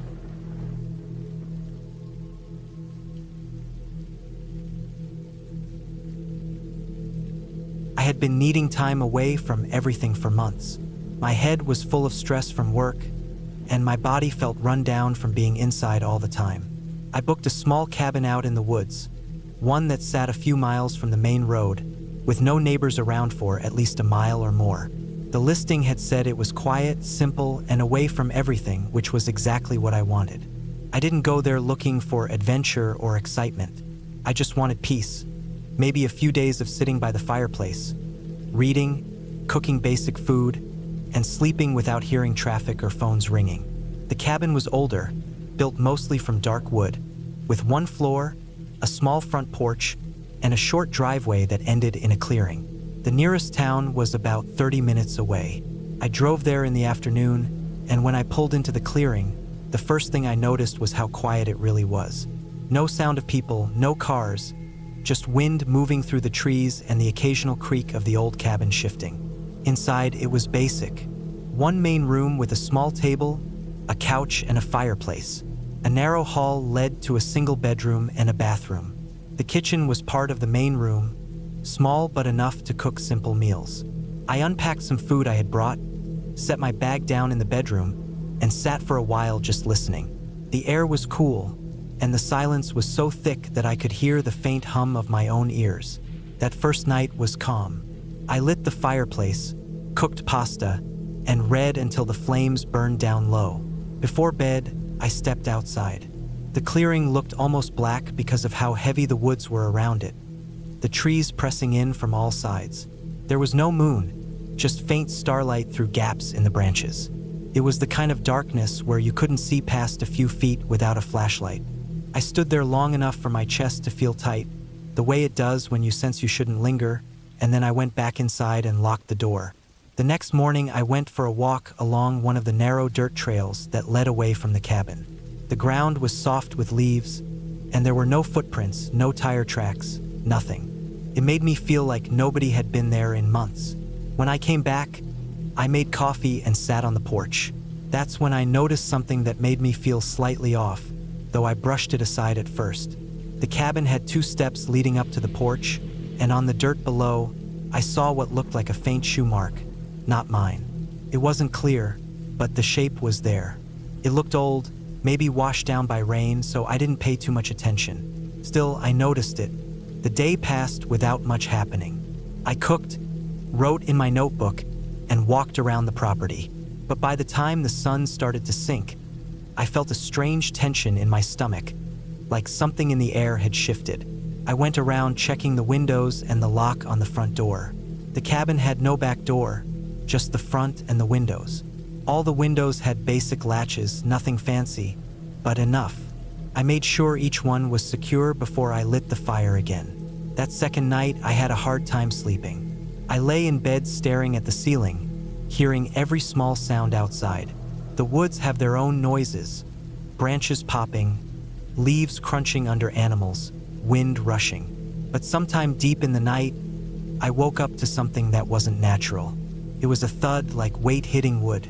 My eyes opened fast, and I lay still, straining to hear. For a long moment, there was nothing but the faint crackle of embers from the fireplace in the other room. Then I heard another sound, a creak, as if the porch boards had shifted under weight. I froze. My chest felt tight, and I kept my breathing as light as I could. I didn't move to the window. I didn't get up. I just listened. There was another faint step, slow, heavy, like someone trying not to be heard but unable to avoid the groan of wood. Then silence. I waited for what felt like forever, staring toward the door in the dark, but nothing else came. The next morning, I went outside slowly. The dirt at the base of the steps had fresh marks now. Clear shoe prints, bigger than mine, deep enough to show weight. They went to the steps and stopped at the porch. I walked around the cabin, my stomach sinking with every step. On the far side, near one of the windows, there was another faint print in the soft ground.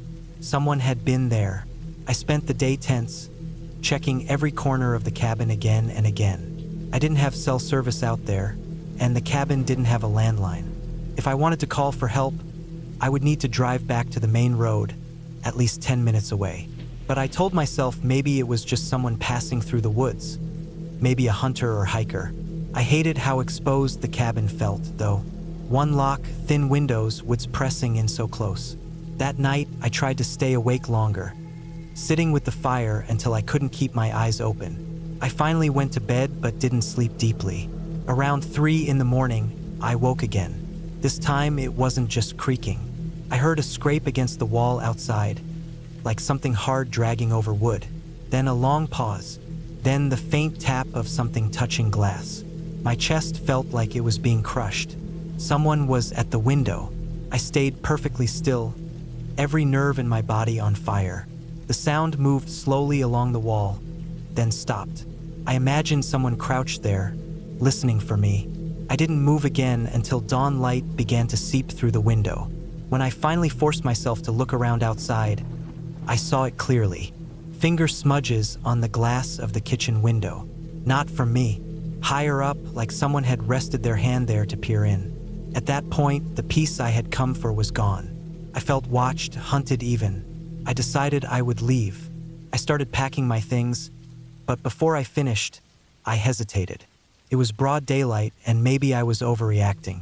Maybe if I waited one more night, I could prove to myself it wasn't what I thought. It sounds stupid now, but at the time, I convinced myself. That evening, I stacked wood for the fire early, cooked a big meal, and made sure my car keys were right by my bed.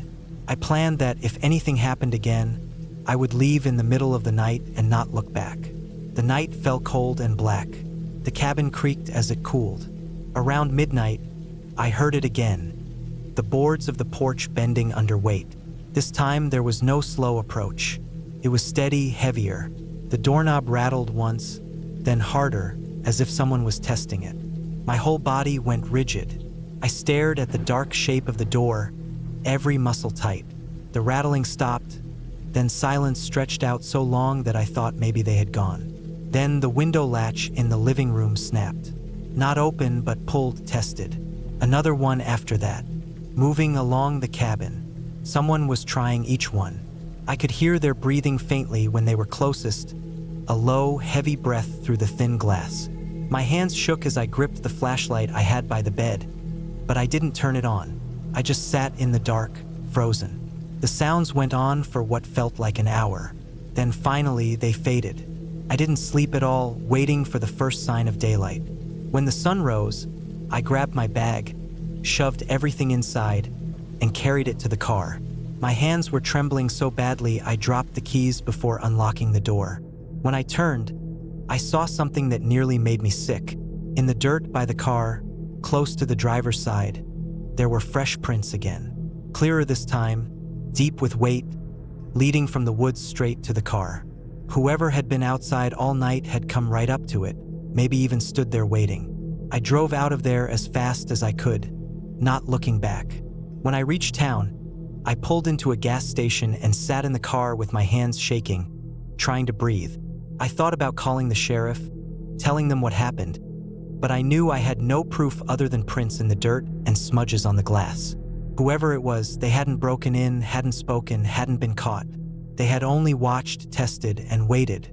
I didn't go back to that cabin. I didn't even tell the rental owner why. I just said something had come up and left it at that. But the image of those prints by my car stays in my head. They were close enough to touch the handle, close enough to open the door if they wanted. Whoever it was had been patient. They didn't try to rush it. They had circled, tested, come back night after night. And the worst part was knowing that if I hadn't left that morning, maybe the next night they would have tried harder. Maybe they were waiting for me to be too tired, too careless, too slow. Maybe they wanted me to open the door. I never went back, and I never will.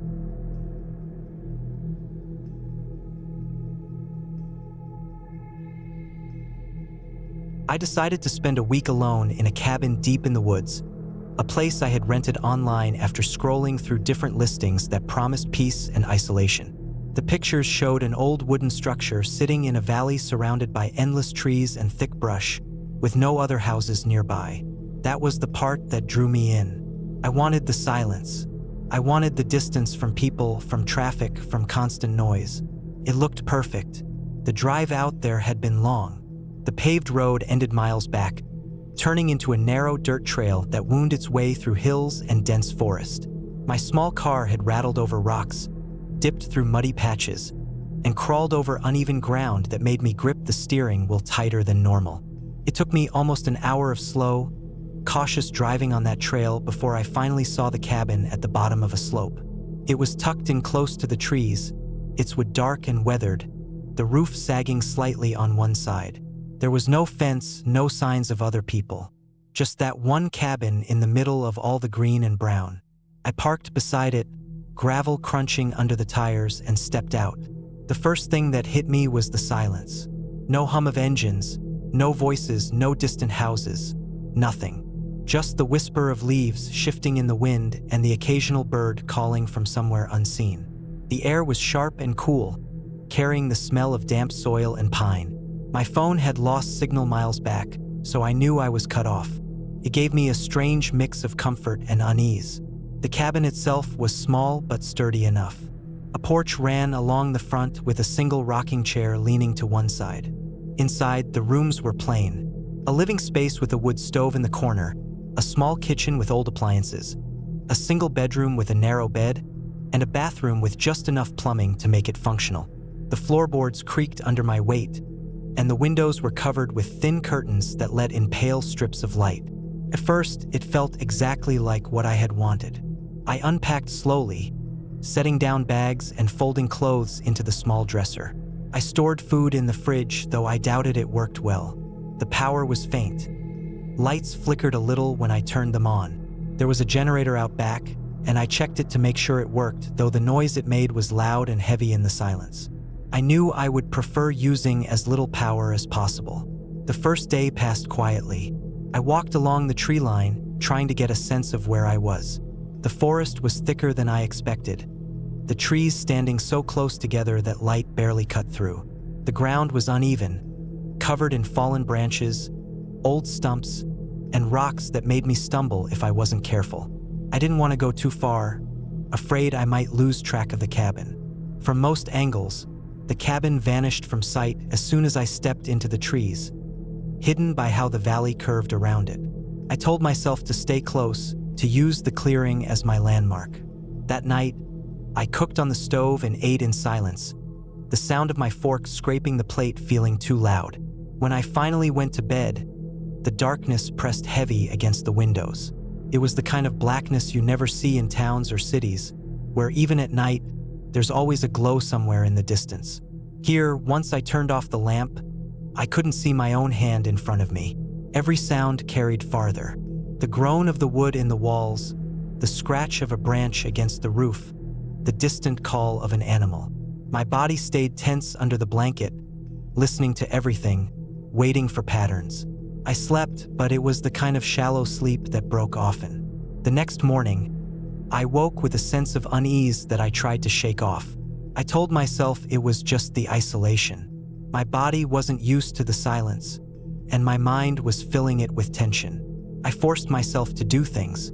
I chopped some wood from a stack behind the cabin. I boiled water for coffee. I took another short walk, sticking even closer this time. I noticed tracks in the dirt, deer mostly, maybe something larger. Bears were known to be in the area, though I didn't see any. The tracks disappeared into the brush. By the third day, I began to notice small details that unsettled me. Things that felt just slightly off. The rocking chair on the porch had shifted, angled differently than I remembered. I brushed it off as my own memory failing me. A mug I had left on the counter wasn't where I thought I put it, though I told myself I must have moved it without realizing. At night, I thought I heard footsteps outside the cabin, soft crunches on the gravel. But when I sat up and listened, everything went still again. I tried to reason through it. Animals. The woods were full of them, and sound carried strangely at night. My eyes played tricks in the dark. My mind was not used to being this cut off. That was all it was. Still, I felt myself double-checking the locks on the doors and windows each night. On the fourth day, while walking near the edge of the trees, I found something that made my stomach sink. A cigarette, but pressed into the dirt, half buried by leaves. At first, I thought maybe it had been left by someone months ago, maybe even the owners of the cabin. But the ash looked too clean, the paper not yet discolored by weather. It looked recent. I stood there staring at it, my breath clouding in the cool air, feeling suddenly watched. The rest of the day, I couldn't shake the feeling. I tried reading, but every sound outside dragged my eyes back to the window. A branch snapping, gravel crunching faintly, though I couldn't see anything. I told myself again and again that no one would bother coming this far into the woods. Not with how hard the drive was, not with how little there was here. But that cigarette butt was real, sitting there in the dirt. That night was worse. I lay in bed staring at the ceiling, straining to hear through the walls. Hours passed like that.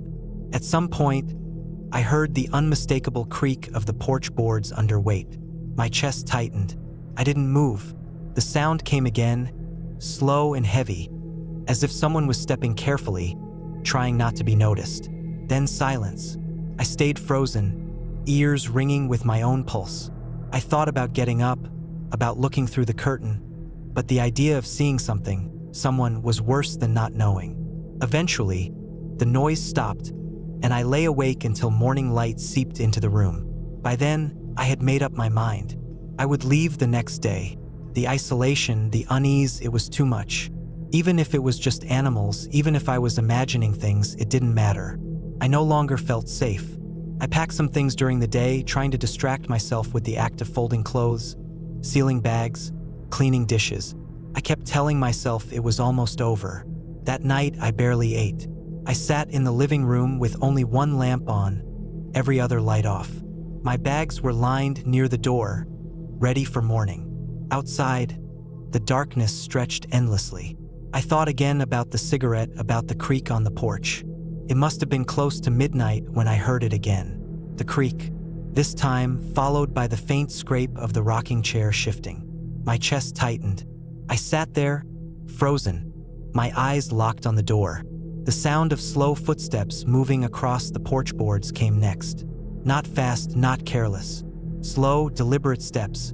I held my breath, listening so hard it hurt. The steps stopped. The silence pressed in. Then, faint but unmistakable, the sound of the door handle moving. A slow rattle, like someone testing if it was locked. My body surged with adrenaline. I stayed perfectly still, my eyes fixed on the door, watching the handle twitch. Then it stopped. For a long stretch, there was nothing. I couldn't tell if whoever it was had left or was still standing there. I didn't sleep at all, not even a moment. When morning finally came, I opened the door carefully. The porch looked normal.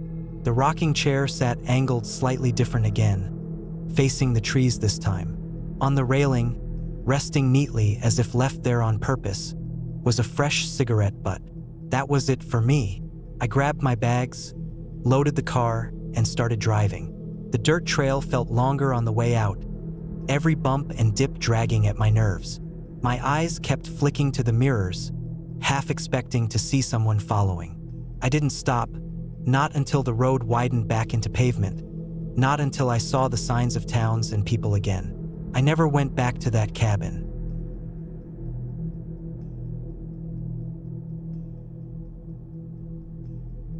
I had been planning the trip for weeks.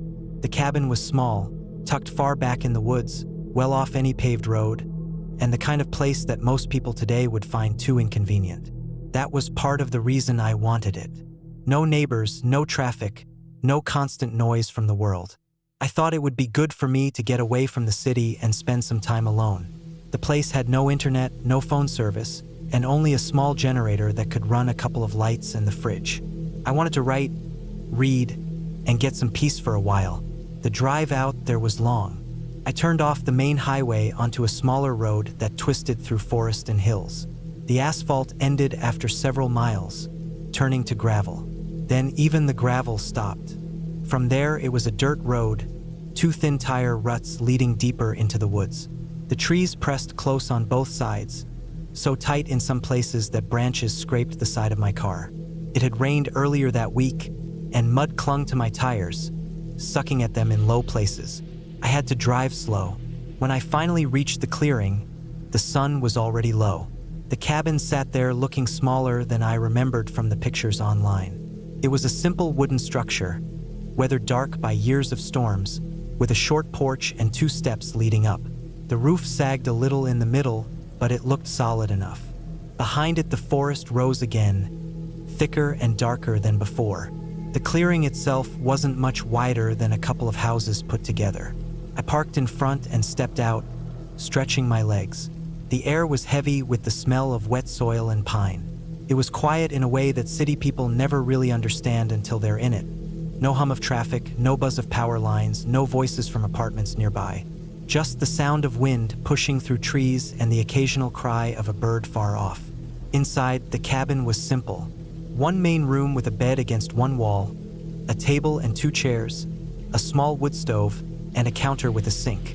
The sink had a hand pump, and the water came from a well just outside. The fridge was a small gas-powered unit, already humming faintly. The bathroom was only an outhouse about 20 yards behind the cabin. Everything smelled faintly of old wood, dust, and something damp that clung to places shut for too long. I unpacked slowly, setting my bags down, stocking the fridge with the food I brought. I put a couple of books on the table, laid my notebook next to them. I told myself I'd start writing tomorrow after I settled in. That first evening, I just wanted to sit out on the porch and breathe in the quiet. The sun dropped fast. The woods turned black in what felt like minutes. The air cooled quickly too. I turned on the single bulb hanging from the ceiling, its yellow light barely cutting into the shadows. I heated a can of soup on the stove, ate it slowly, and washed the spoon in the pump sink. Afterward, I sat on the bed with one of my books, but my eyes kept lifting from the page toward the windows. They were small square panes, and with the light on inside, they turned into black mirrors. Couldn't see out. It was just my own reflection staring back at me. That was the first time I felt it. The awareness that I was out there alone, surrounded on every side by dark forest. I tried to brush it off. I told myself that was the whole reason I came. But still, my ears stayed sharp, picking up every noise outside. A branch cracking in the woods, the thump of something falling, the distant cry of what I thought was a fox. I went to bed early, but sleep was thin. Every sound carried through the walls. I woke several times, sure that I had heard something moving outside. When dawn finally pushed light through the windows, it felt like a relief. The days settled into a routine.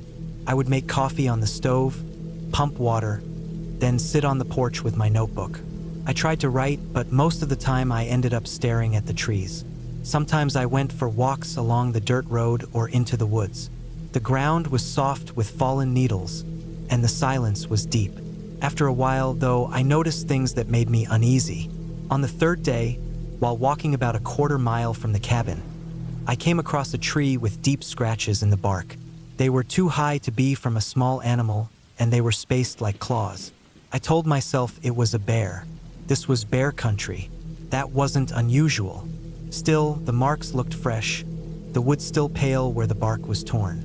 That night, I had trouble falling asleep again. At one point, I thought I heard something brush against the outside wall. A dragging sound, slow, moving along one side of the cabin. I held my breath, waiting, listening hard. The sound stopped, and I told myself it was just a branch in the wind. The next morning, I walked around the cabin. In the damp soil near the back, I saw prints. They weren't sharp enough to tell for sure, but they looked large, too large to be from a deer.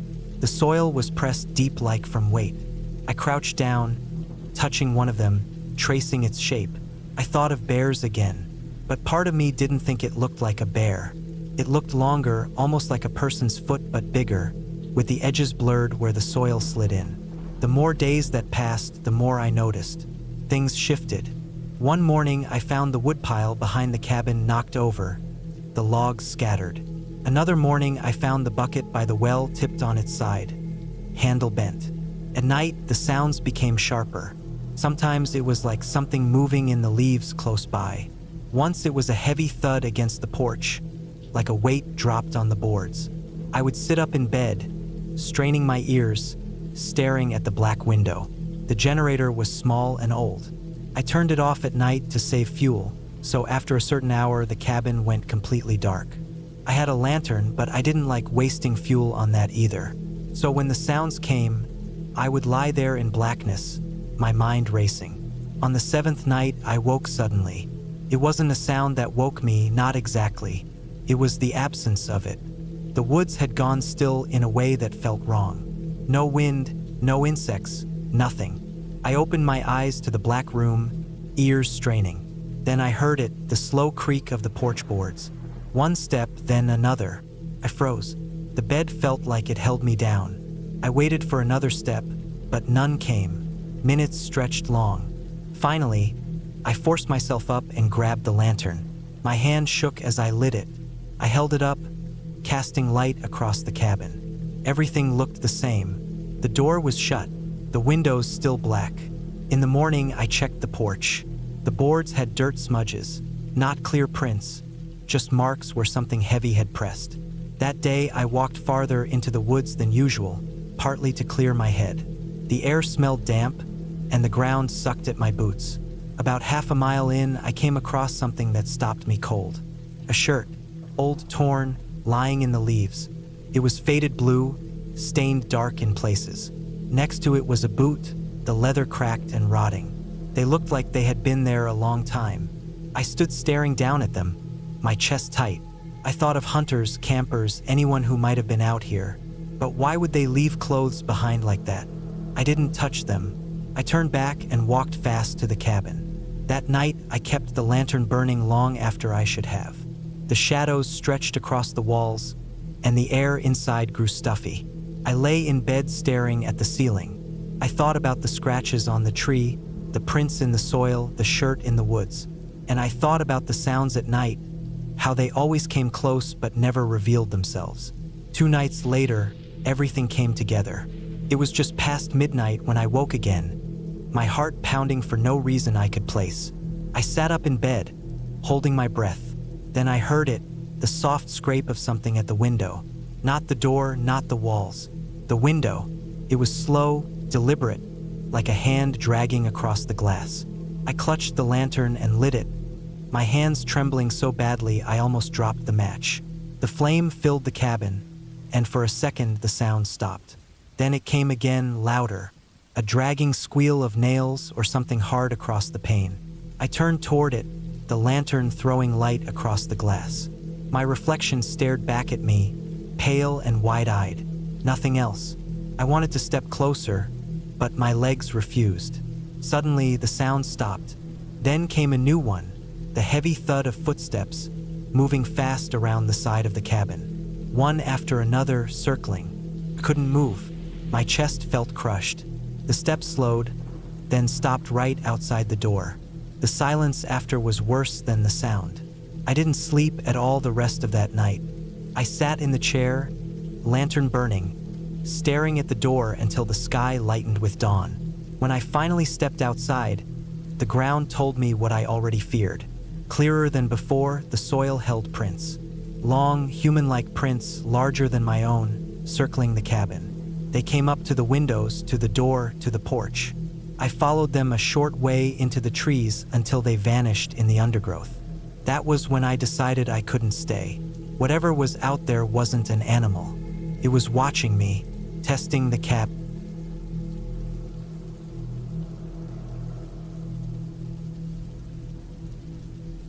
I had been planning to take a short trip out to the woods for a long time. I wanted time away from noise, traffic, phones, and the endless things that pull at me every single day. When I found a small listing for a cabin far off in the pine woods, with no close neighbors and no cell service, it sounded perfect. I booked it, packed food, water, a first aid kit, a knife, a small hatchet, and everything I thought I would need for a quiet week alone. The drive out was long, almost 5 hours through winding back roads, and the last stretch was rough gravel and dirt that made me feel like I was leaving the modern world behind. The trees grew thicker, shadows falling over the road even though it was only late afternoon. The smell of pine grew stronger the further I went, and soon the only sound was the crunch of my tires and the constant buzzing of insects. The cabin itself was small, one room with a loft bed, a little wood stove, a table, 2 chairs, and a tiny counter with a sink hooked up to a water tank. There was no electricity except for a small solar panel that barely ran the single dim bulb hanging from the ceiling. It felt old but sturdy, with wooden walls that smelled of smoke and resin. Outside, there was a small fire pit with stacked logs, and behind it, the tree line thickened into endless forest. That first evening, everything felt perfect. I unpacked, stacked my food, and boiled some water for noodles. The woods were quiet except for birds calling and the rustle of leaves in the wind. I sat on the steps of the cabin as the sun went down, watching the trees turn dark, the sky glowing orange before it faded to deep blue. It felt peaceful, like I had wanted, but the quiet changed after the sun went down. First, it was just how dark it got. Out here, away from town, there were no streetlights, no passing cars, not even the faint glow of houses through trees. The only light came from my lantern and the small fire I built. The forest around me turned into a wall of blackness. I kept hearing noises, branches snapping, movement in the brush, the occasional thump like something knocking against a tree. I told myself it was deer, maybe raccoons. Still, every sound made me glance up, staring into the dark, waiting to see eyes staring back. When I finally went inside and locked the cabin door, I felt safer. The wood walls felt solid. But even in bed, I could hear things moving outside. At one point, I swore I heard slow footsteps on the porch, heavy and careful. I held my breath, staring at the ceiling, heart pounding, waiting for another sound. But nothing else came, and after an hour of lying still, I finally drifted off. The next morning, I told myself I had overreacted. The woods are full of animals, and houses make strange noises when you're not used to them. I made coffee on the stove, stepped outside, and the morning sun made everything look normal again. The forest looked calm, beautiful even, with light shining through the branches and birds flying overhead. I decided to hike a little deeper into the woods. I marked my path carefully so I wouldn't get lost. I walked until the cabin was out of sight and the trees grew tall around me, their trunks lined with moss. I heard squirrels chattering and the occasional flap of wings. After a couple of hours, I turned back. But when I got close to the cabin again, I noticed something that made me stop. There were footprints in the dirt near the cabin steps. Not boot prints like mine, bare feet. They were long, narrow, and pressed deep into the soil, like someone had been standing there barefoot, watching the cabin. The prints were fresh. I froze, staring at them, my stomach tightening. I looked around, scanning the trees, but saw nothing. My first thought was maybe some hiker had wandered too close, but there were no trails here. This place was miles from the nearest road. I went inside, locked the door, and sat at the table, listening. All at once, the cabin didn't feel so safe anymore. I checked my supplies. My knife was on the counter, and I set it closer. The hatchet I leaned against the wall by the bed. I tried to tell myself it was nothing, but the image of those bare footprints kept coming back.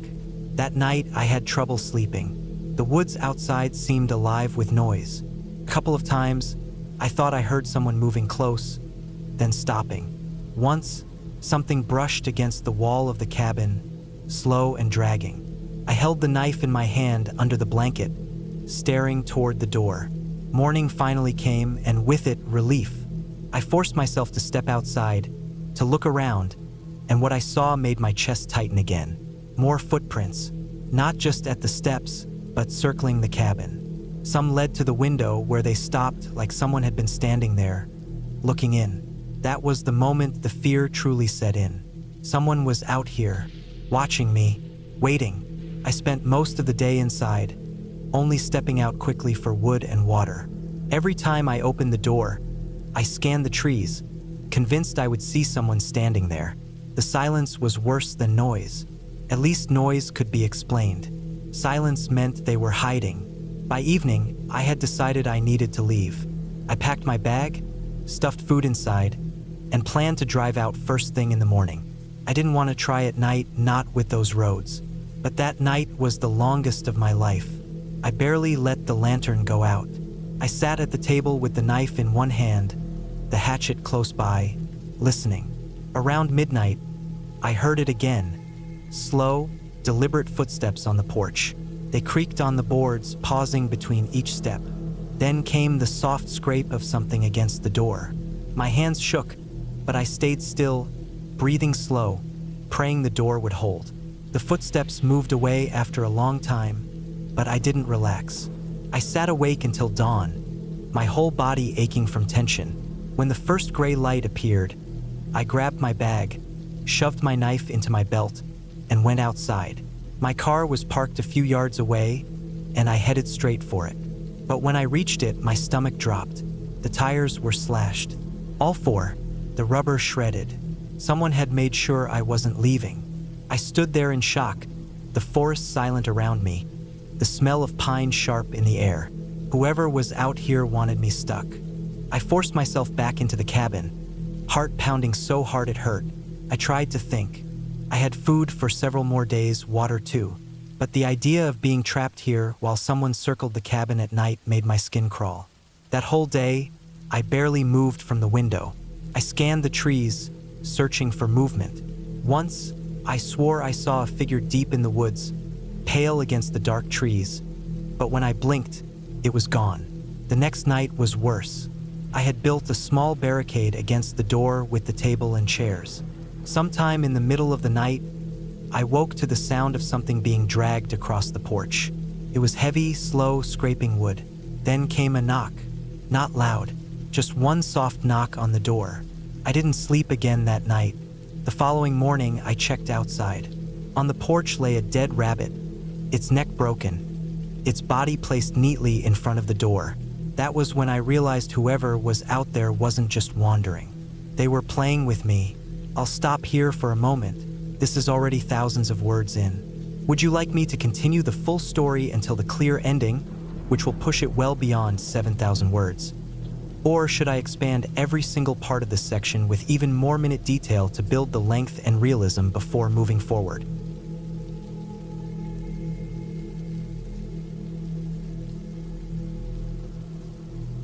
I had been planning the trip for months before I finally decided to go.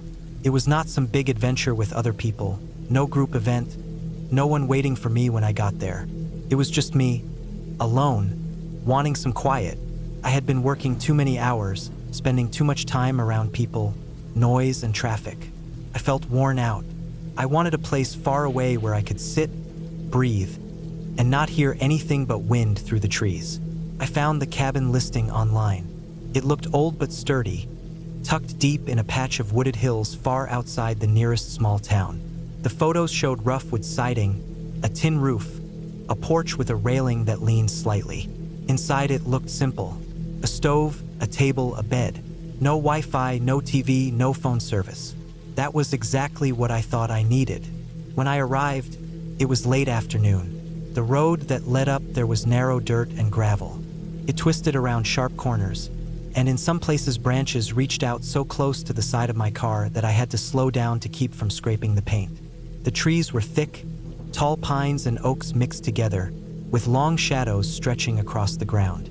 There was no other cabin nearby, no other building at all, just forest on every side. When I pulled up, I parked in a small clearing where the grass had been packed down into dirt. I got out of the car and stood there a moment, looking at the place. The cabin looked smaller in person than in the photos. Its windows were streaked with dust and pollen. The wooden steps to the porch creaked under my boots when I carried my bag inside. Inside it smelled faintly of old wood, smoke, and something like damp earth. It was quiet, so quiet that I could hear my own heartbeat and the sound of my breath echo slightly. I set my things down by the bed. The mattress was thin but clean. I checked the stove to make sure it worked. It ran on propane. I tested the small lanterns and flashlights I had brought, since I knew there would be no electricity. Everything seemed ready. For the first couple hours, I felt calm. I walked around outside, looking at the woods. There was a narrow trail leading down a slope, but it seemed overgrown and unused. I didn't go far. I came back, made myself a simple meal of canned beans and bread, and sat on the porch while the sun dipped behind the tree line. That was when I realized how dark it was going to get. Back home, even in the quiet neighborhoods, there were always streetlights, passing cars, porch lights from houses, the faint glow of the city far away. Here there was none of that. When the sun was gone, it was just black, with the faintest wash of starlight overhead through the branches. The forest swallowed everything else. The first night, I sat inside with my lantern burning. I told myself it was fine. This was what I had wanted. No distractions, no noise. But after a while, I began to hear things. Small, simple things at first. A creak in the wood, maybe from the cabin settling. A faint scrape like a branch against the wall. The wind shifting through the leaves. But then there were other sounds. A thud, like something heavier dropping in the dirt just outside.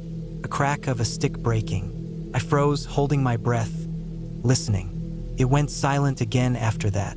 I tried to tell myself it was an animal. Maybe a raccoon, a deer, anything. There were plenty of animals in woods like these, but it was the way the sound came, close, deliberate, like weight moving in steps, that put me on edge. I went to bed late but didn't sleep much.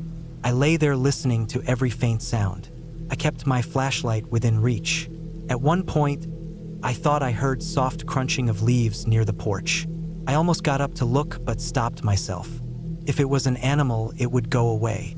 If it was anything else, opening the door would only draw attention. The next morning I felt drained, but daylight helped calm me. Everything looked normal.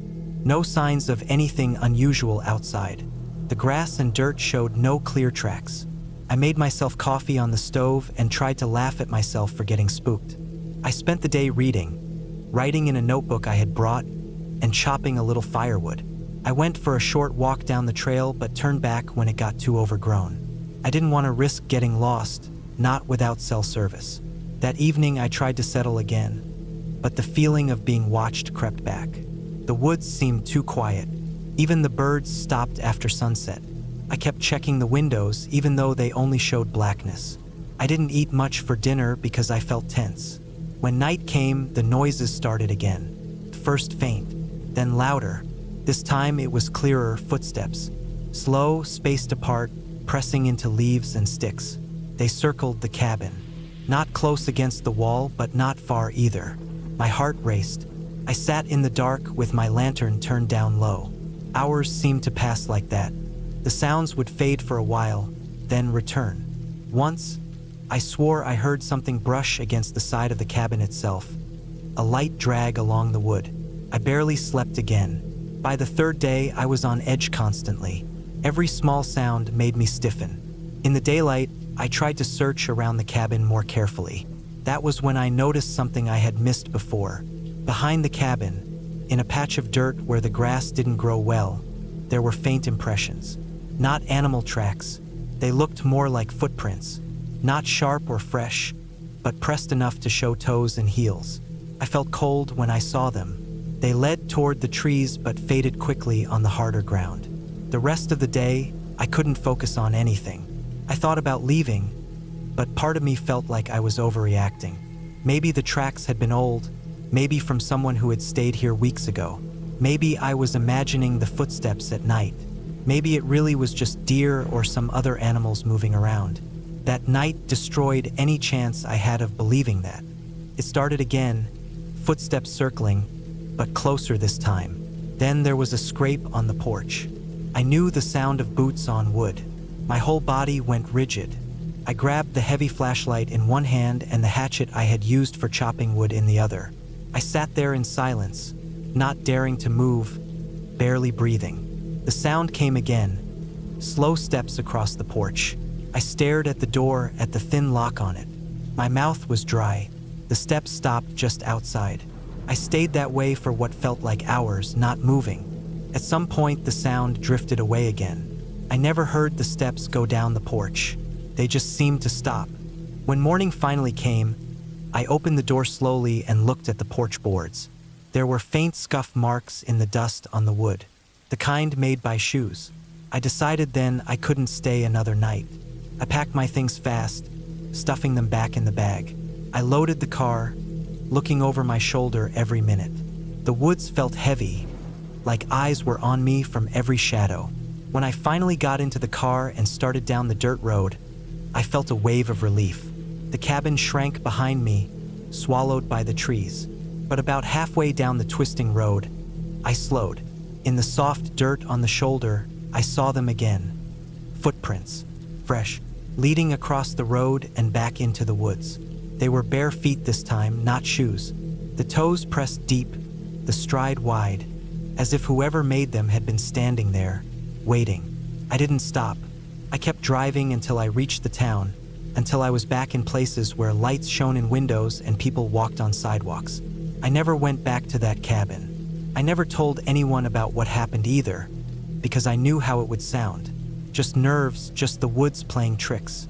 But I remember the sound of those steps on the porch, slow and heavy, stopping just outside the door. I remember the prints in the dirt road, and I know someone was out there,